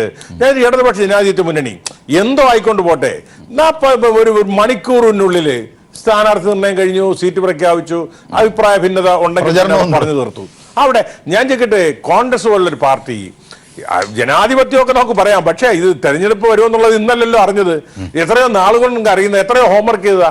എന്നിട്ട് ആ ഡൽഹിയിൽ ഈ ആളുകളെല്ലാം വലിച്ചഴിച്ച് കൊണ്ടുപോയി. അവിടെ കേരള ഹൗസിൽ ഇപ്പൊ മുറിയില്ല. ഇങ്ങനെ എല്ലാത്തിനും അവിടെ കൊണ്ടുപോയി. ഞാൻ ചോദിക്കട്ടെ, ആ കുഴൽനാടനൊക്കെ സീറ്റും പ്രതീക്ഷ അടക്കാൻ വേണ്ടി കാലം എത്രയായി? കുഴൽനാടനൊക്കെ ഇനി വെറുതെ ഇരിക്കുമോ? കോൺഗ്രസിലെ യൂത്ത് കോൺഗ്രസ് ചെറുപ്പക്കാര്, യുവജനങ്ങള്, ഞാൻ ചോദിക്കട്ടെ, LDF സീറ്റിന്റെ ആ സ്ഥാനാർത്ഥി പട്ടിക തിളക്കം നോക്കൂ. ഏറ്റവും കൂടുതൽ പ്രാധാന്യം കൊടുക്കുന്ന ചെറുപ്പക്കാർക്കല്ലേ, യുവജനങ്ങൾക്കല്ലേ? KN ബാലഗോപാല്, പിന്നെ അതുപോലെ തന്നെ ആരിഫ്, അതുപോലെ തന്നെ ജോയ്സ് ജോർജ്, എല്ലാവരും അല്ല, എല്ലാ മേഖലയിലുണ്ട്. പക്ഷേ ഞാൻ പറയാം, ഒരു സംശയം വേണ്ട, കോൺഗ്രസിന്റെ പട്ടിക പുറത്തു വരുമ്പോൾ ഇടതുപക്ഷത്തിന്റെ പട്ടികയുമായിട്ട് താരം ചെയ്യുമ്പോൾ ഏജ് വെച്ച് നോക്കുമ്പോൾ വളരെ വ്യത്യാസം കാണും ഇതിനകത്ത്. അതുകൊണ്ട് യുവജനങ്ങൾക്ക് പിന്നെ ഒരു കാര്യമുണ്ട്. ഇപ്പൊ നിയമസഭ എടുത്താല് ഇത്രയും നിയമസഭ 140 എണ്ണത്തില് ഒരു വനിതയുണ്ടോ കോൺഗ്രസിന്റെ? ഒരെണ്ണം ഇല്ല. മരുന്നിന് പാർലമെന്റിലുണ്ടോ ഒരെണ്ണം? അപ്പോൾ ഇടതുപക്ഷ 9 MLA LDF-നാ.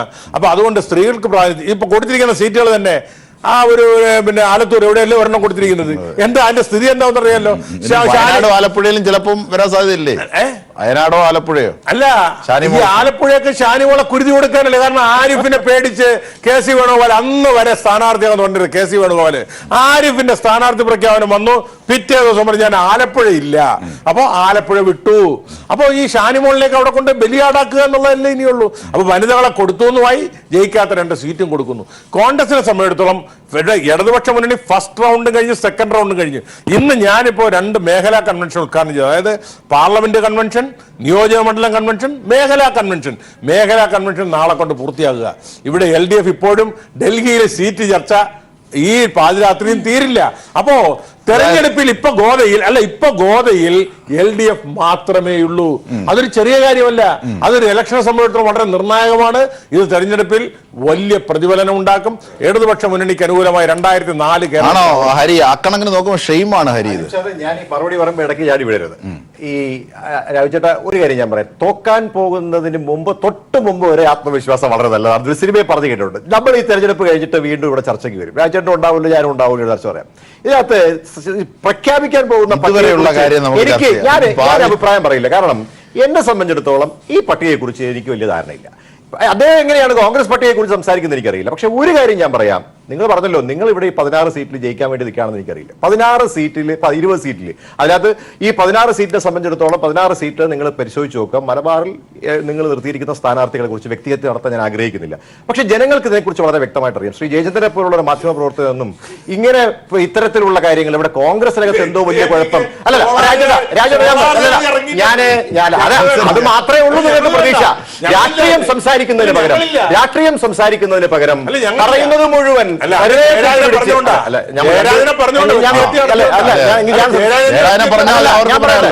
വ്യക്തിഗത നടത്താൻ പാടില്ല. അതാ ഞാൻ പറഞ്ഞത്. അല്ല, ഞാനേ പറഞ്ഞല്ലോ. അല്ല,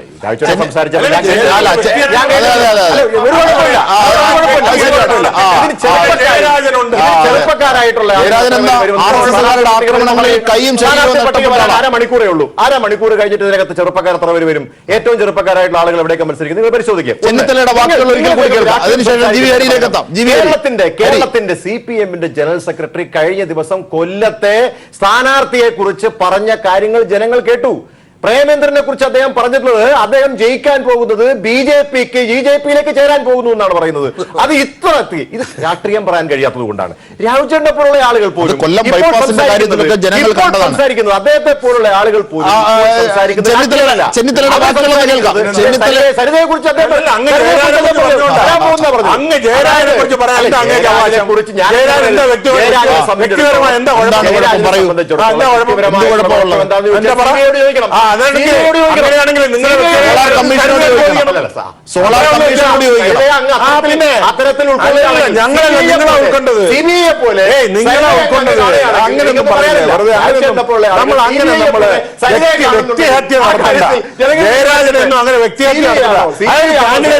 ഒരു സ്ഥാനാർത്ഥിയാണ്.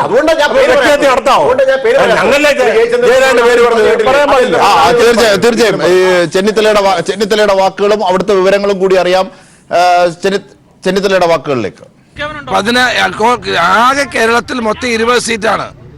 4 എണ്ണം ഘടകകക്ഷികൾ മത്സരിക്കുന്നു, 2 എണ്ണം മുസ്ലിം ലീഗ് മത്സരിക്കുന്നു, 1 കേരള കോൺഗ്രസ് M മത്സരിക്കുന്നു, 1 RSP മത്സരിക്കുന്നു. പറഞ്ഞു ബാക്കി 16 സീറ്റിലും കോൺഗ്രസ് ആണ് മത്സരിക്കുന്നത്. കൈപ്പത്തി ചിഹ്നത്തിലുള്ള സ്ഥാനാർത്ഥികളായിരിക്കും. KPCC പ്രസിഡന്റ് ഇവിടെ പറഞ്ഞതുപോലെ 16 സീറ്റിൽ 13 സീറ്റിലെ ഈ സ്ഥാനാർത്ഥികളുടെ അന്തിമ തീരുമാനം രാഹുൽ ഗാന്ധിയുടെ അധ്യക്ഷതയിൽ കൂടിയ കേന്ദ്ര തെരഞ്ഞെടുപ്പ് സമിതി യോഗം തീരുമാനിച്ചിട്ടുണ്ട്. അത് ഒരു അരമണിക്കൂറിനകം AICCയിൽ നിന്ന് റിലീസ് ചെയ്യും. നിങ്ങൾക്ക് ആ ലിസ്റ്റ് കിട്ടും. 3 സീറ്റിന്റെ പ്രഖ്യാപനം നാളെ ഉണ്ടാവുള്ളൂ. കാരണം അത് കുറച്ചുകൂടി ചർച്ച ആവശ്യമുണ്ടെന്നുള്ളത് കൊണ്ടാണ്. വേറെ ഒരു തർക്കവും അതിനെ സംബന്ധിച്ചില്ല. ശരി, ഇതിന്റെ വിവരങ്ങളുമായി സന്തോഷ് സർലിംഗ് ഞങ്ങളുടെ പ്രതിനിധി ചേരുകയാണ്. സന്തോഷ്, ഈ കേന്ദ്ര തെരഞ്ഞെടുപ്പ് സമിതി യോഗത്തിന് ശേഷം നേതാക്കൾ പറഞ്ഞത് നാം കേട്ടു. എപ്പോഴാണ് ഈ സ്ഥാനാർത്ഥികളെ ഔദ്യോഗികമായി പ്രഖ്യാപിക്കുക? 3 സ്ഥാനാർത്ഥികൾ ഒഴിച്ചിടുന്നു എന്ന് പറയുന്നു. അതേക്കുറിച്ച് അറിയുന്നതും കൂടി റിപ്പോർട്ട് ചെയ്താൽ. അജുംഷാദ്, ഇപ്പോൾ രമേശ് ചെന്നിത്തലയും KPCC അധ്യക്ഷൻ മുല്ലപ്പള്ളി രാമചന്ദ്രനും പറഞ്ഞത് പ്രകാരമാണെങ്കിൽ നേരത്തെ നിശ്ചയിച്ചപ്പോൾ തന്നെ ആറ്റിങ്ങൽ, ആലപ്പുഴ, വയനാട് സീറ്റുകളിൽ തർക്കം തന്നെയാണ്. അവരറിയിക്കുന്നത് നാളെ വൈകുന്നേരത്തോടുകൂടി ഇത് സംബന്ധിച്ച പ്രഖ്യാപനം ഉണ്ടാകുമെന്നാണ്. പക്ഷേ അതുമായി ബന്ധപ്പെട്ട് കേരള നേതാക്കളുടെ ചർച്ച ഇനി ഉണ്ടാകില്ല. പ്രത്യേകിച്ച് സ്ക്രീനിംഗ് കമ്മിറ്റി യോഗം കഴിഞ്ഞ 3 ദിവസമായി ചേരുന്നുണ്ട്.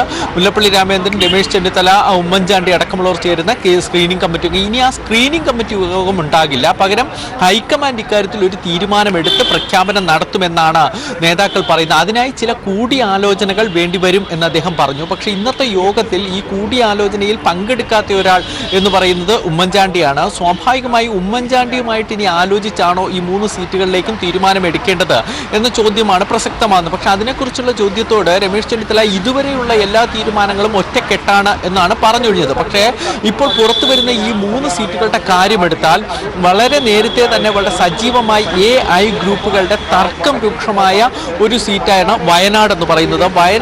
വയനാട് തന്നെയുള്ള അബ്ദുൽ മജീദ് KPCC സെക്രട്ടറി ആയിരുന്നു. ആ സ്ഥാനത്തേക്ക് ആദ്യം പരിഗണിച്ച I ഗ്രൂപ്പ്, അത് A ഗ്രൂപ്പ് T സിദ്ദിഖിന് വേണ്ടി ചോദിച്ചു. പ്രത്യേകിച്ച് ഉമ്മൻചാണ്ടിയുടെ പ്രത്യേക താല്പര്യം T സിദ്ദിഖിനെ വയനാട് മത്സരിപ്പിക്കണം എന്ന അദ്ദേഹത്തിന്റെ നിർബന്ധമുണ്ടായിരുന്നു. അത് പക്ഷെ കഴിയില്ല. പ്രത്യേകിച്ച് I ഗ്രൂപ്പ് ഒരു കാരണവശാലും A ഗ്രൂപ്പിന് ഈ സീറ്റ് വിട്ട് നൽകില്ല എന്ന് അറിയിച്ചിരുന്നു. അവിടെ AK ആന്റണിയുടെ താല്പര്യപ്രകാരം മലപ്പുറം DCC പ്രസിഡന്റ് BV പ്രകാശിന്റെ പേരും ഏറ്റവും അവസാനമായി പട്ടികയിൽ സജീവമായി ഉയർന്നു വന്നു. അപ്പോൾ ഇതൊരു തർക്കം അവിടെയുണ്ട്. മറ്റൊന്ന് ആലപ്പുഴയും ആറ്റിങ്ങലുമാണ്. ആലപ്പുഴയും ആറ്റിങ്ങലും നേരത്തെ തന്നെ ഈ ഷാനിമോൾ ഉസ്മാന്റെ അടൂർ പ്രകാശിന്റെ പേര് ഒരേപോലെ നിന്ന മണ്ഡലങ്ങളാണ് ഈ 2 മണ്ഡലങ്ങൾ.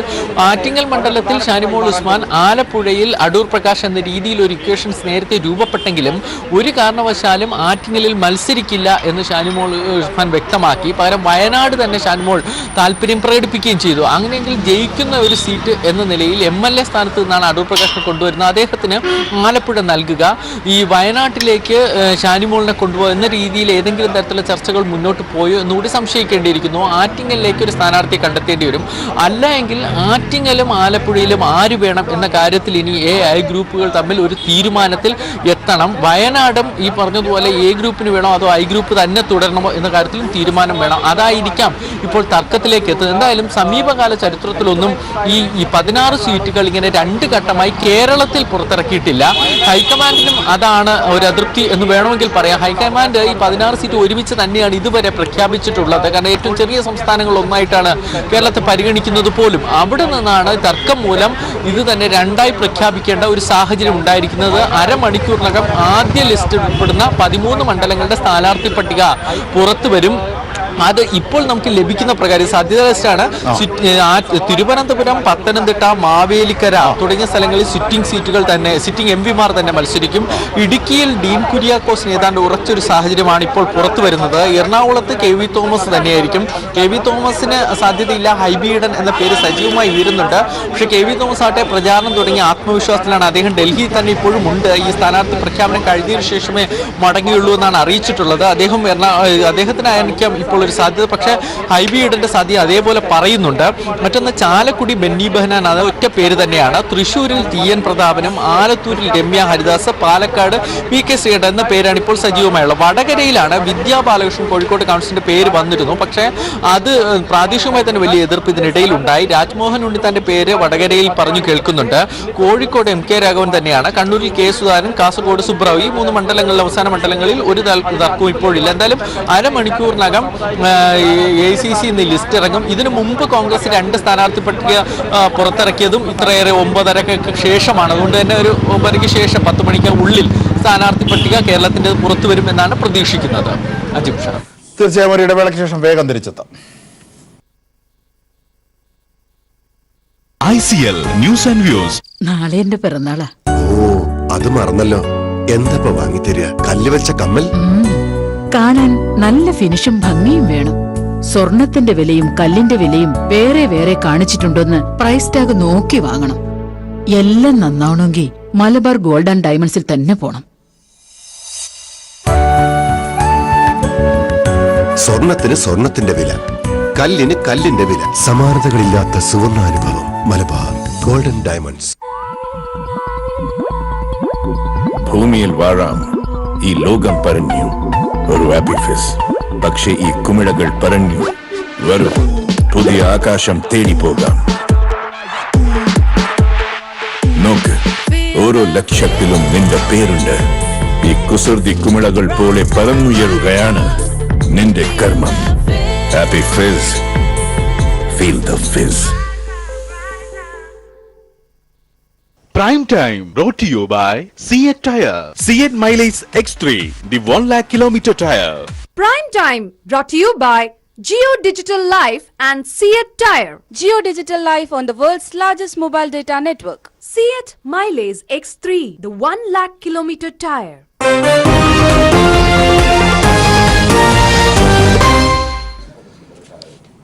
ചർച്ച തുടരുമ്പോൾ ശ്രീ പി രാമഭദ്രനിലേക്ക്. ശ്രീ പി രാമഭദ്രൻ, ഫെബ്രുവരി 20 സ്ഥാനാർത്ഥികളാകുമെന്നാണ്. പോകട്ടെ, ഒരു 10 ദിവസവും കൂടി കളയാം, അല്ലെങ്കിൽ ഒരു 8 ദിവസം കൂടി കളയാം. അടുത്ത മാസമായി 16 എന്താണ് ഒരു 20 സീറ്റിനെ സംബന്ധിച്ച്, 16 സീറ്റിനെ സംബന്ധിച്ച് ഒരു പ്രഖ്യാപനം നിങ്ങളുടെ കോൺഗ്രസിനാകാത്തത്? അല്ല, ഇതിനകത്ത് നടക്കുന്ന വളരെ കറക്റ്റായിട്ടുള്ള റിപ്പോർട്ടാണ് കൈരളിച്ചാരൻ്റെ ഡൽഹി പ്രതിനിധി ഇപ്പം നൽകിയത്. അതിനകത്ത് എനിക്കറിയാവുന്ന 1-2 കാര്യങ്ങൾ പറയാം. അതായത് ഉമ്മൻചാണ്ടി ഡൽഹിയിൽ നിന്ന് ആന്ധ്രയിലേക്ക് പോയത് ടി സിദ്ദീഖിനെ വയനാട്ടിൽ മത്സരിപ്പിക്കണം എന്ന AICC വൃത്തങ്ങളിൽ സ്വാധീനിച്ച് KPCC പ്രസിഡന്റിനെയും ചുമതലപ്പെടുത്തിയിട്ടാണ് പോയത്. ഷാനി മോഹനെ മത്സരിപ്പിക്കണമെന്നും അത് I ഗ്രൂപ്പിൻ്റെ സീറ്റാണെന്നും പരമ്പരാഗതമായിട്ട് K മുരളീധരൻ അവിടെ 13 കൊല്ലം MP ആയിരുന്നു. ഇതിൻ്റെ ചരിത്രമെല്ലാം പറഞ്ഞു വെച്ച് രമേശ് ചെന്നിത്തല ഷാനി മോൾ ഉസ്മാന് വേണ്ടി വളരെ ശക്തമായിട്ട് വാദിച്ചിരിക്കുകയാണ്. ഇത് ഈ രമേശ് ചെന്നിത്തല ഇങ്ങനെ അള്ളു പിടിക്കുന്ന പോലെ പിടിച്ചിരിക്കുകയാണെന്നുള്ള സന്ദേശമാണ് ആന്ധ്രയിൽ ഇപ്പോൾ സംസാരിച്ചത് മുല്ലപ്പള്ളിയും രമേശ് ചെന്നിത്തലയും പറഞ്ഞത്. ആ സീറ്റ് ഷാനി മോൾ ഉസ്മാന് കൊടുത്തില്ലെങ്കിൽ വലിയ പൊട്ടിത്തെറി ഉണ്ടാവും. ഈ വിടവ് മനസ്സിലാക്കിക്കൊണ്ടാണ് അവരെ ആലപ്പുഴയ്ക്ക് ഇടാമെന്നുള്ള വിടവ് മനസ്സിലാക്കിക്കൊണ്ടാണ് VM സുധീരൻ ഒരു തന്ത്രമായിട്ട് AK ആന്റണിയെ ഉപയോഗപ്പെടുത്തി BV പ്രകാശിൻ്റെ പേര് ആ മണ്ഡലത്തിലേക്ക് കൊണ്ടുവന്നു. 1. 2, വലിയൊരു നാടകം കളിക്കുന്ന ഒരു ദീർഘകാല പദ്ധതിയുടെ അടിസ്ഥാനത്തിലാണ്. അതായത് അടുത്ത തെരഞ്ഞെടുപ്പ് വരുമ്പോൾ അസംബ്ലിയിൽ ഭൂരിപക്ഷം കിട്ടും, അപ്പോൾ മുഖ്യമന്ത്രി സ്ഥാനം കിട്ടും. ആ മുഖ്യമന്ത്രി സ്ഥാനത്തിന് വേണ്ടിയാണ് ഉമ്മൻചാണ്ടി, KC വേണുഗോപാൽ, മുല്ലപ്പള്ളി രാമചന്ദ്രൻ, K മുരളീധരൻ എന്നിവർ പിന്നിൽ നിന്ന് ചരട് വലിച്ചുകൊണ്ടിരിക്കും. ഇത്രയും പേര് രമേശ് ചെന്നിത്തല എങ്ങനെ ഇടിച്ചു താഴ്ത്താം, എങ്ങനെ തകർക്കാം എന്നതിനെ കുറിച്ച് ഉള്ള ഗൂഢാലോചനയാണ് ഇവർക്കെല്ലാം. ഈ പറഞ്ഞ ആളുകൾക്ക് K മുരളീധരൻ ഒഴിച്ച് എല്ലാവർക്കും ഹൈക്കമാൻഡുമായിട്ട് ബന്ധമുണ്ട്. K മുരളീധരനെ ഈ അടുത്ത കാലത്തൊന്ന് ഒതുക്കി രാഹുൽ ഗാന്ധി കോഴിക്കോട് വന്ന പരിപാടിക്ക് കഴിഞ്ഞ ദിവസം വന്ന പരിപാടിക്ക് അവിടുത്തെ 13 കൊല്ലത്തെ MP ആയിരുന്ന കോഴിക്കോട് വീടുള്ള K മുരളീധരന് അർഹിക്കുന്ന പരിഗണന കിട്ടാതെ വന്നതുകൊണ്ടാണ് K മുരളീധരൻ രാഹുൽ AICC പ്രസിഡന്റിന്റെ പരിപാടി ബഹിഷ്കരിച്ചത്. ഇതല്ല അങ്ങനെ കോൺഗ്രസിന്റെ നേതാവാണല്ലോ. ഈ ആലപ്പുഴ സീറ്റില് ഈ ഷാനി മോള് മത്സരിക്കാതെ ഒളിച്ചോടുന്നതിന്റെ, എല്ലാരും അവിടെ നിന്ന് ഓടിക്കളയുന്നതിന്റെ കാരണം എന്താ? അത് ഒളിച്ചോട്ടമൊന്നുമില്ല, നേരെ ഉള്ള ഓട്ടോ. കാര്യം അവിടെ ആരിഫേ ജയിക്കൂ, അല്ല അവിടെ ഒളിച്ചോട്ടവും പാത്തുകളിയും അടിച്ചോട്ടവും ഒന്നുമില്ല. അപ്പം ഒരു സീറ്റ് ഇനി ഒരു കാര്യം കൂടെ ഒന്ന് പറഞ്ഞോട്ടെ ഒരു കാര്യം കൂടെ. ഈ കളികളാണ് ഇതിനകത്ത് നടക്കുന്നത്. അല്ല, ഈ K മുരളീധരന്റെ കാര്യം പറഞ്ഞു. അതായത് AICC പ്രസിഡന്റ് മീൻസ് കോൺഗ്രസിന്റെ ഏറ്റവും വലിയ നേതാവ് ഇവിടെ എത്തിയിട്ട് കഴിഞ്ഞ ദിവസങ്ങളിൽ എത്തിയിട്ട് കോഴിക്കോട് എത്തിയിട്ട് അവിടെ കോഴിക്കോടൻ തട്ടകമായിരുന്ന ഒരു മനുഷ്യൻ കെ മുരളീധരൻ അവിടെ പോവാതിരിക്കുകയും ഇന്ന് കൊല്ലത്ത് നടന്ന കൺവെൻഷനിൽ കോൺഗ്രസിൽ അദ്ദേഹം പോവുകയും ചെയ്തു. കെ മുരളീധരൻ അല്ലേ? അല്ല, ഇന്നലെ സോറി അപ്പം ഇന്നലെ നടന്ന. അപ്പം പിന്നെ വേറെ നിങ്ങൾ ഈ സ്ഥാനാർത്ഥികളെല്ലാം പറഞ്ഞല്ലോ. ഇതിനകത്ത് ഞങ്ങളുടെ ഒരു കുട്ടി ഒരു സ്ഥാനാർത്ഥി ഉണ്ട്, അതായത് ആലത്തൂര് KDF-ന്റെ സംസ്ഥാന വർക്കിംഗ് പ്രസിഡന്റ് TP ഭാസ്കരന്റെ അനിയന്റെ മകളാ. സ്ഥിരമായിട്ട് കോൺഗ്രസിന്റെ ഒരു കബളിപ്പിക്കൽ തന്ത്രമുണ്ട്. ആലത്തൂർ മത്സരിക്കുന്ന ആരാ? ഒരു യുവതിയായ. അപ്പം യൂത്ത് കോൺഗ്രസ്സുകാരടുത്ത് പറയും ഇതാ ചെറുപ്പക്കാരി നിൽക്കുന്നുണ്ടോ യൂത്ത് കോൺഗ്രസ്സുകാരി. സ്ത്രീകളോട് പറയും ഇടാ വനിത നിൽക്കുന്നുണ്ടോ, അപ്പൊ സ്ത്രീകൾ ഓക്കെ ആയി.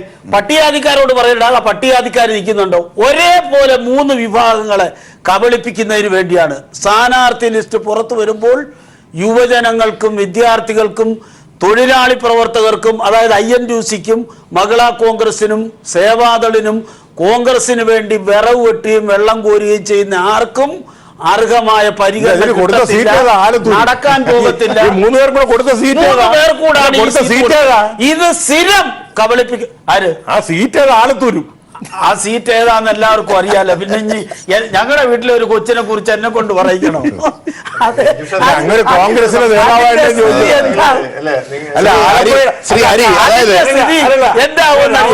പിന്നെ ഈ അടൂർ പ്രകാശന് ഈ ഭൂലോകത്ത് എവിടെ നിർത്തിയാലും ജയിക്കത്തില്ല. ഈ ആലപ്പുഴയെ കുറിച്ച് കോൺഗ്രസ് നേതാവ് അങ്ങനെ അഭിപ്രായ പ്രവചനം നടത്തിയതുപോലെ ആലത്തൂരിനെ കുറിച്ച് നിങ്ങൾക്ക് പറയാമല്ലോ. അടൂർ പ്രകാശന് നിങ്ങൾ ഇനി എവിടെ കൊണ്ടുപോയി നിർത്തിക്കോ ഒരു കാരണവശാലും. പിന്നെ മറ്റൊരു കാര്യം ജയിക്കാൻ പോകുന്നില്ല. പിന്നെ മറ്റൊരു കാര്യം, പ്രമുഖ മാധ്യമ പ്രവർത്തകനായ ശ്രീ ജയചന്ദ്രൻ അദ്ദേഹം ഒരിക്കൽ മറ്റൊരു ചാനലിൽ പറഞ്ഞു ശ്രീ കെ മുരളീധരൻ വയനാട് മത്സരിക്കാൻ വേണ്ടി ചരടുവലി നടത്തുന്നു. ജയചന്ദ്രൻ അത് പറഞ്ഞത്. അതിനെക്കുറിച്ച് അന്വേഷണം നടത്താൻ മുരളീധരന്റെ ഗ്രൂപ്പ് ഒരു 3 അംഗ സമിതിയെ നിയമിച്ചിരിക്കുകയാണ്. ആ വാർത്ത എങ്ങനെ ജയചന്ദ്രന്റെ കയ്യിലെത്തി, എങ്ങനെ ഇത് റിപ്പോർട്ട് ചെയ്തു, അത്രയും വലിയ പ്രശ്നങ്ങളൊക്കെയാണ് കോൺഗ്രസ്. അതായത് ശരിയാണ്, ഹരിയോട് ഇതിനെക്കുറിച്ച് ചോദിക്കുന്നത് സഭ്യമല്ല. കാരണം കോൺഗ്രസിന്റെ ഒരു നേതാവിനോട് ഞാൻ അത് ചോദിക്കുന്നില്ല, എന്റെ മാധ്യമ പ്രവർത്തനം ഞാൻ അത് അനുവദിക്കുന്നില്ല. പക്ഷേ ഇതൊക്കെ പറയാനും വിലയിരുത്താനും ഉണ്ടായ കാരണം എന്ന് പറയുന്നത് ആന്റണി രാജു പറഞ്ഞതാണ്. ഫെബ്രുവരി 20 പ്രഖ്യാപിക്കുമെന്ന് പറഞ്ഞത് മാർച്ച് 16 ആയില്ല. അതും 16 പേരിൽ 13 പേരെ ഇപ്പോഴുമായിട്ടുള്ളൂ. ഈ ചെറിയ സ്ഥലത്ത് കിടന്ന് കടിപിടി, ആ കടിപിടിയുടെ വൈരുദ്ധ്യങ്ങളാണ് പി രാമഭദ്രനും. എനിക്ക് ഏറ്റവും വിഷമമുള്ളൊരു കാര്യം, ഇപ്പോഴും കോൺഗ്രസിലാണ് എന്ന് രാമഭദ്രൻ ചേട്ടൻ പറയുമ്പോഴും രാമഭദ്രൻ ഒരു ടിക്കറ്റ് എടുത്ത് ഒരു മെമ്പർഷിപ്പ് എടുത്ത് അതിലേക്ക് ചേരുന്നതാണ് അങ്ങക്ക് ഏറ്റവും ഉചിതമെന്ന് കാര്യം പറയുന്നവൻ കമ്മ്യൂണിസ്റ്റ് ആണ്. സത്യമാണ് പറയുന്നതെങ്കിൽ അദ്ദേഹം CPM-ൽ പോയതിനു ശേഷം ഈ സത്യങ്ങൾ വിളിച്ചു പറഞ്ഞു കഴിഞ്ഞാൽ ജനങ്ങൾ അദ്ദേഹത്തോട് പങ്കെടുക്കുന്ന കോൺഗ്രസിന്റെ നേതാവായിട്ടാണോ അതോ KDF-ന്റെ നേതാവായിട്ടാണോ എന്നുള്ളത് എനിക്കറിയില്ല. അദ്ദേഹം ഞാൻ ബഹുമാനിക്കുന്ന ഒരു സീനിയർ ആയിട്ടുള്ള ഒരു നേതാവാണ് സംഭവിക്കുന്നത്. പക്ഷെ അദ്ദേഹം ഇത്തരത്തിലുള്ള വാക്കുകൾ പറയുന്നത് പാർട്ടി വിരുദ്ധമായ നടപടിയാണ്. ആ പാർട്ടി വിരുദ്ധമായ നടപടികൾ പറയുന്നത് ശരിയല്ല എന്ന് പറയാൻ ഇനി അവസരം ഉപയോഗിക്കുന്നു. 1. 2. 16 പോലെ ഈ കേരളത്തിലെ ഇട്ടാവട്ടത്ത് മാത്രമല്ല കോൺഗ്രസ് 543 സീറ്റുകളിൽ ഞങ്ങൾ മത്സരിക്കുന്നുണ്ട്. അതോടൊപ്പം തന്നെ ഈ 543 സീറ്റുകളിൽ ജയസാധ്യതയുള്ള സീറ്റുകളിൽ ആരൊക്കെ മത്സരിക്കണം എന്നുള്ളത് ഞങ്ങൾ ചർച്ച ചെയ്ത് നിങ്ങളെ പോലെ ഏകപക്ഷീയമായിട്ട് ഈ കേരളത്തിലെ 16 സീറ്റിൽ മാത്രം മത്സരിക്കാനുള്ള ഒരു പാർട്ടി അല്ലാത്തത് കൊണ്ട് സ്വാഭാവികമായി 1, 2, 3 ഘട്ടങ്ങളായിട്ട് ഞങ്ങളുടെ സ്ഥാനാർത്ഥി പട്ടിക പുറത്തു വരും. അത് മനസ്സിലാക്കിയോ? അത് പുതിയ കാര്യമല്ല. കേരളത്തിലെ കാര്യം 16 സീറ്റിൽ 13 മാത്രമേ ഈ അവസാന നിമിഷം പ്രഖ്യാപിക്കാനാകുന്നുള്ളൂ. കേരളത്തിലല്ല 29 സംസ്ഥാനങ്ങളിലാണെങ്കിലും ഇത് പ്രഖ്യാപിക്കേണ്ട ചുമതല AICC-ക്കാണ്.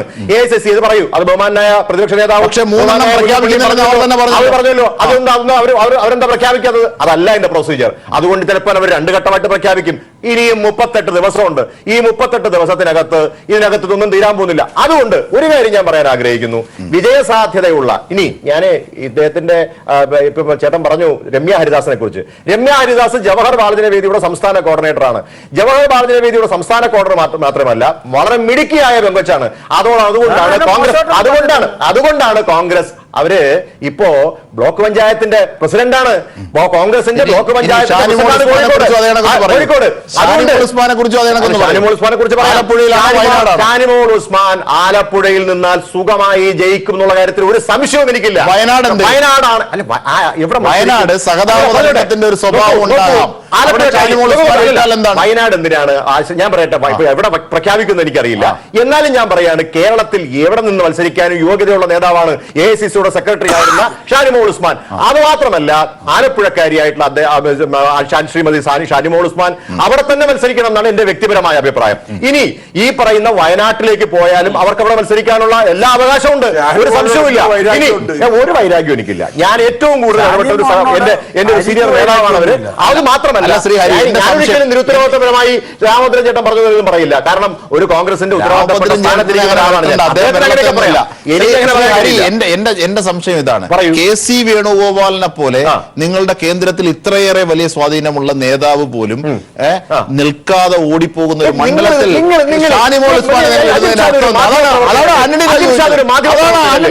ആന്റണി രാജു രാഷ്ട്രീയം പറയുന്നത് നിങ്ങൾ അതുപോലെയല്ലോ, നിങ്ങളൊരു മാധ്യമ പ്രവർത്തനല്ലേ. എന്താ അദ്ദേഹത്തിന്റെ സ്ഥാനം? എന്താ ഇപ്പൊ KC വേണുഗോപാലിന്റെ ഉത്തരവാദിത്തം എന്താ? KC വേണുഗോപാൽ ഈ AICCയുടെ ഓഫീസ് ചുമതലയുള്ള ജനറൽ സെക്രട്ടറിയാണ്. അവിടെ ചിഹ്നമടക്കമുള്ള രാജ്യത്തെ 543 മണ്ഡലങ്ങളിലും ചിഹ്നം അനുവദിക്കാൻ, കോൺഗ്രസിന്റെ കൈപ്പത്തി ചിഹ്നത്തിൽ മത്സരിക്കുന്ന ആളുകളുടെ ചിഹ്നം അനുവദിക്കാൻ അദ്ദേഹം ഓഫീസിൽ വേണം. അദ്ദേഹം തെരഞ്ഞെടുപ്പല്ല അദ്ദേഹത്തിന് പ്രധാനം. അതിനേക്കാൾ MP ആവുക നിസ്സാര കാര്യമാണ്. അത് മാത്രമല്ല, അതിനേക്കാൾ വലിയ പോസ്റ്റല്ലേ രാഹുൽ ഗാന്ധി മത്സരിക്കുന്നത്. രാഹുൽ ഗാന്ധി മത്സരിക്കുന്നത് പോലെയല്ല ഓഫീസ് ചുമതല. നിങ്ങൾക്ക് ഇത് നിങ്ങൾ രാഷ്ട്രീയം പറയില്ലേ? ഞാൻ ചോദിക്കട്ടെ, രാഹുൽ ഗാന്ധി AICCയുടെ പ്രസിഡന്റ് പദവിയുള്ള ആൾ മത്സരിക്കുന്ന പോലെയാണ് ഓഫീസ് ചുമതലയുള്ള ആൾ മത്സരിക്കുന്നത്. വയനാട് പറയുന്നല്ലേ? ആര് പറഞ്ഞു വയനാട് മത്സരിക്കാമെന്നോ? മുല്ലപ്പള്ളി പറഞ്ഞു.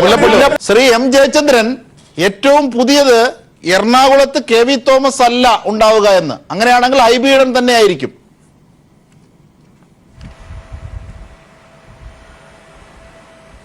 അതെ അതെ അതെ ശ്രീ ജയചന്ദ്രൻ,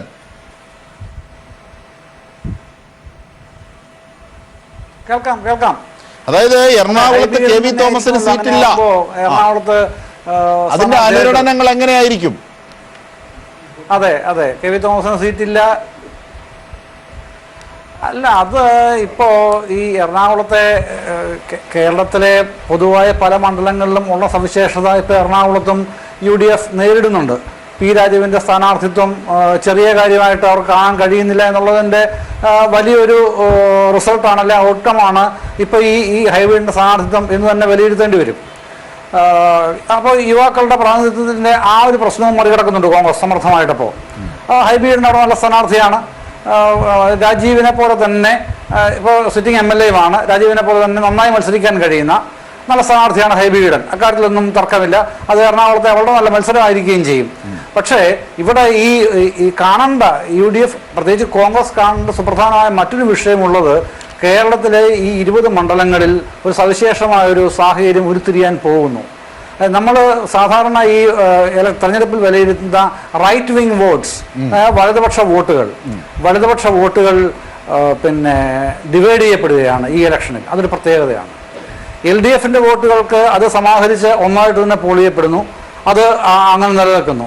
അതേസമയം ഇത് UDF-ന്റെ വോട്ടുകൾ, ആ വലതുപക്ഷ വോട്ടുകൾ പിന്നെ ഡിവൈഡ് ചെയ്യപ്പെടുകയും, സാമുദായിക സ്വഭാവത്തിൽ പരിഗണനയിൽ വന്ന അസന്തുലിതത്വമാണ് എന്നാണോ താങ്കൾ സൂചിപ്പിക്കുന്നത്? ഒന്ന് വ്യക്തമാക്കിയാൽ പരിധിയിൽ നിന്നുകൊണ്ട്. തീർച്ചയായിട്ടും. അതുകൊണ്ടാണ് ഞാൻ ഉദാഹരണമായി ആലപ്പുഴ എടുക്കുന്നു എന്ന് പറയുന്നത്. ഉദാഹരണമായി ആലപ്പുഴ എടുക്കുകയാണ്. ഇപ്പോ പിന്നെ AM ആരിഫ് LDF-നെ സ്ഥാനാർത്ഥി പ്രഖ്യാപിക്കപ്പെട്ടു കഴിഞ്ഞു. ഷാനിമോളുടെ പേര് പറയുന്നു. അതൊരു പക്ഷെ മാറിയേക്കാം. ഇപ്പൊ ഷാനിമോൾ ആണെന്ന് തന്നെ വെക്കുക. കഴിഞ്ഞ തവണ BJP-യുടെ NDA സ്ഥാനാർത്ഥിയായിട്ട് വന്ന പ്രൊഫസർ AV തമരാശനാണ്. തമരാശൻ സാറിന് കിട്ടിയത് 50,000 താഴെ വോട്ടാണ്. ഇപ്പോൾ ഇവിടെ LDF-നെ സ്ഥാനാർത്ഥിയായിട്ട് ഒരു പിന്നെ ആരിഫ് എന്ന് പറഞ്ഞ മുസ്ലിം സമുദായത്തിൽപ്പെട്ട ഒരു സ്ഥാനാർത്ഥിയായിട്ട് വരുന്നു. ഷാനിമോൾ ഉസ്മാൻ മുസ്ലിം സമുദായത്തിൽപ്പെട്ട മറ്റൊരാൾ UDF സ്ഥാനാർത്ഥിയായിട്ടും വരുന്നു. പിന്നെ BJP-യുടെ സ്ഥാനാർത്ഥിയായിട്ട് NDA-യുടെ സ്ഥാനാർത്ഥിയായിട്ട് വരുമെന്ന് കേൾക്കുന്നത് ഒരു നായർ സമുദായ അംഗമാണ് എറണാകുളത്ത് നിന്നുള്ളത്. കൃത്യമായ പേര് അനൗൺസ് ചെയ്തിട്ടുള്ളതെന്ന് പറയുന്നില്ല. എന്നാലും അതൊരു നായർ സ്ഥാനാർത്ഥിയാണ്. എന്താണ് സംഭവിക്കുക?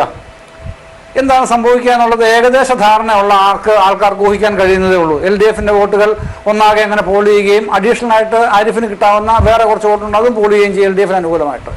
മറിച്ച് ഷാനിമോൾ കിട്ടാവുന്ന UDF വോട്ടുകൾ കുറച്ചുണ്ട്. അതേസമയം നിഷ്പക്ഷ വോട്ടുകൾ എന്ന് കരുതപ്പെടുന്ന കുറച്ച് UDF വോട്ടുകൾ അതിൽ നിന്ന് പിഴുതു മാറ്റപ്പെടുകയും അത് BJPയിലേക്ക് പോവുകയും 1,00,000 മുകളിൽ വോട്ടുകൾ മിനിമം ആലപ്പുഴയിൽ അങ്ങനെ ഒരു സാഹചര്യം ഉണ്ടായാൽ BJP സ്ഥാനാർത്ഥി കിട്ടുന്ന സാഹചര്യം ഉണ്ടാവുകയും ചെയ്യും. അത് ഞാൻ ഒരു ഉദാഹരണമായിട്ട് ആലപ്പുഴ പറഞ്ഞതേ ഉള്ളൂ. ഇത് തന്നെ ആറ്റിങ്ങലല്ല, പത്തനംതിട്ടയിൽ ഈ വിഷയമുണ്ട്. കോട്ടയത്ത് വേറൊരു രൂപത്തിൽ ഈ വിഷയമുണ്ട്. അത് PC സുഹൃത്തുക്കൾ ഒരു LDF പരിപ്രേക്ഷ്യത്തിൽ ഈ വിഷയത്തെ, അതായത് ഏതാണ്ട് 13 സ്ഥാനാർത്ഥികളെ നമുക്കറിയാം. 3 പേരെ നാളെ പ്രഖ്യാപിക്കുമെന്നാണ് പറയുന്നത്. എന്തായിരുന്നാലും നമുക്ക് ഏകദേശ ധാരണയുണ്ട്. ഒരുപക്ഷെ ഹരിക്ക് അത് ഔദ്യോഗികമായി സ്ഥിരീകരിക്കാതെ പറയാനാകില്ല. ആ പരിധിയിൽ നിന്നുകൊണ്ട് ഒരു കമ്പാരിസൺ സ്ഥാനാർത്ഥികളെ വെച്ചുകൊണ്ട് ഒപ്പം ജയചന്ദ്രൻ പറഞ്ഞ കാര്യങ്ങളെ കൂടി ക്രോഡീകരിച്ച് നമുക്ക് ഇപ്പോൾ മനസ്സിലാകുന്ന ഒരു കാര്യം, ഇടതുപക്ഷ ജനാധിപത്യ മുന്നണിയുടെ സ്ഥാനാർത്ഥി പട്ടിക വന്നതോടുകൂടിയാണ് UDFന്റെ പ്രത്യേകിച്ച് കോൺഗ്രസിന്റെ സ്ഥാനാർത്ഥി പട്ടിക ആകെ തകിടം മറിഞ്ഞത്. കാരണം ഈ സ്ഥാനാർത്ഥി പട്ടിക ഉണ്ടാക്കിയ ഒരു റിഫ്ലക്ഷൻ വളരെ വലുതാണ്. അത് സ്ഥിരമായി കോൺഗ്രസും UDFും ജയിച്ചുകൊണ്ടിരുന്ന മണ്ഡലങ്ങൾ വളരെ കരുത്തന്മാരായ സ്ഥാനാർത്ഥികളെ LDF പ്ലേസ് ചെയ്തതോടുകൂടി കോൺഗ്രസിന്റെ നേരത്തെ ഉണ്ടായിരുന്ന മനസ്സിലുണ്ടായിരുന്ന സ്ഥാനാർത്ഥി പട്ടിക മൊത്തം അഴിച്ചുപണിയേണ്ട ഒരു അവസ്ഥ വന്നു. മാത്രമല്ല കോൺഗ്രസിന്റെ പ്രമുഖന്മാരെല്ലാം തന്നെ കളം വിട്ട് ഞങ്ങൾ ഇല്ല ഇല്ല ഇല്ല എന്ന് പറഞ്ഞിട്ട് ഓടുമ്പോൾ സ്വാഭാവികമായിട്ടും അതുണ്ടാകുന്ന റിയാക്ഷൻ എന്ന് പറയുന്നത് UDF എന്തോ പരാജയ ഭീതി മൂലം നേതാക്കന്മാർ മാറുന്നു എന്നുള്ളൊരു സാഹചര്യം ഉണ്ടാകുന്നത്. ഇതെല്ലാം തന്നെ ഇൻഡയറക്റ്റ് ആയിട്ട് ഇടതുപക്ഷ സമയപരിമിതി കൊണ്ട് ഞാൻ ഇടപെടുകയാണ്. രാമഭദ്രനിലേക്ക് പോകാനാകാത്ത ക്ഷമിക്കുക. എന്തായാലും അരമുറുകി അങ്കത്തട്ടുണർന്നു. ഇനി കാണാം പൂരം. എന്തായാലും 13 സ്ഥാനാർത്ഥികളെ അല്പസമയത്തിനകം കോൺഗ്രസ് പ്രഖ്യാപിക്കുകയും ചെയ്യും. ചർച്ചയിൽ പങ്കെടുത്തവർക്കൊക്കെ നന്ദി.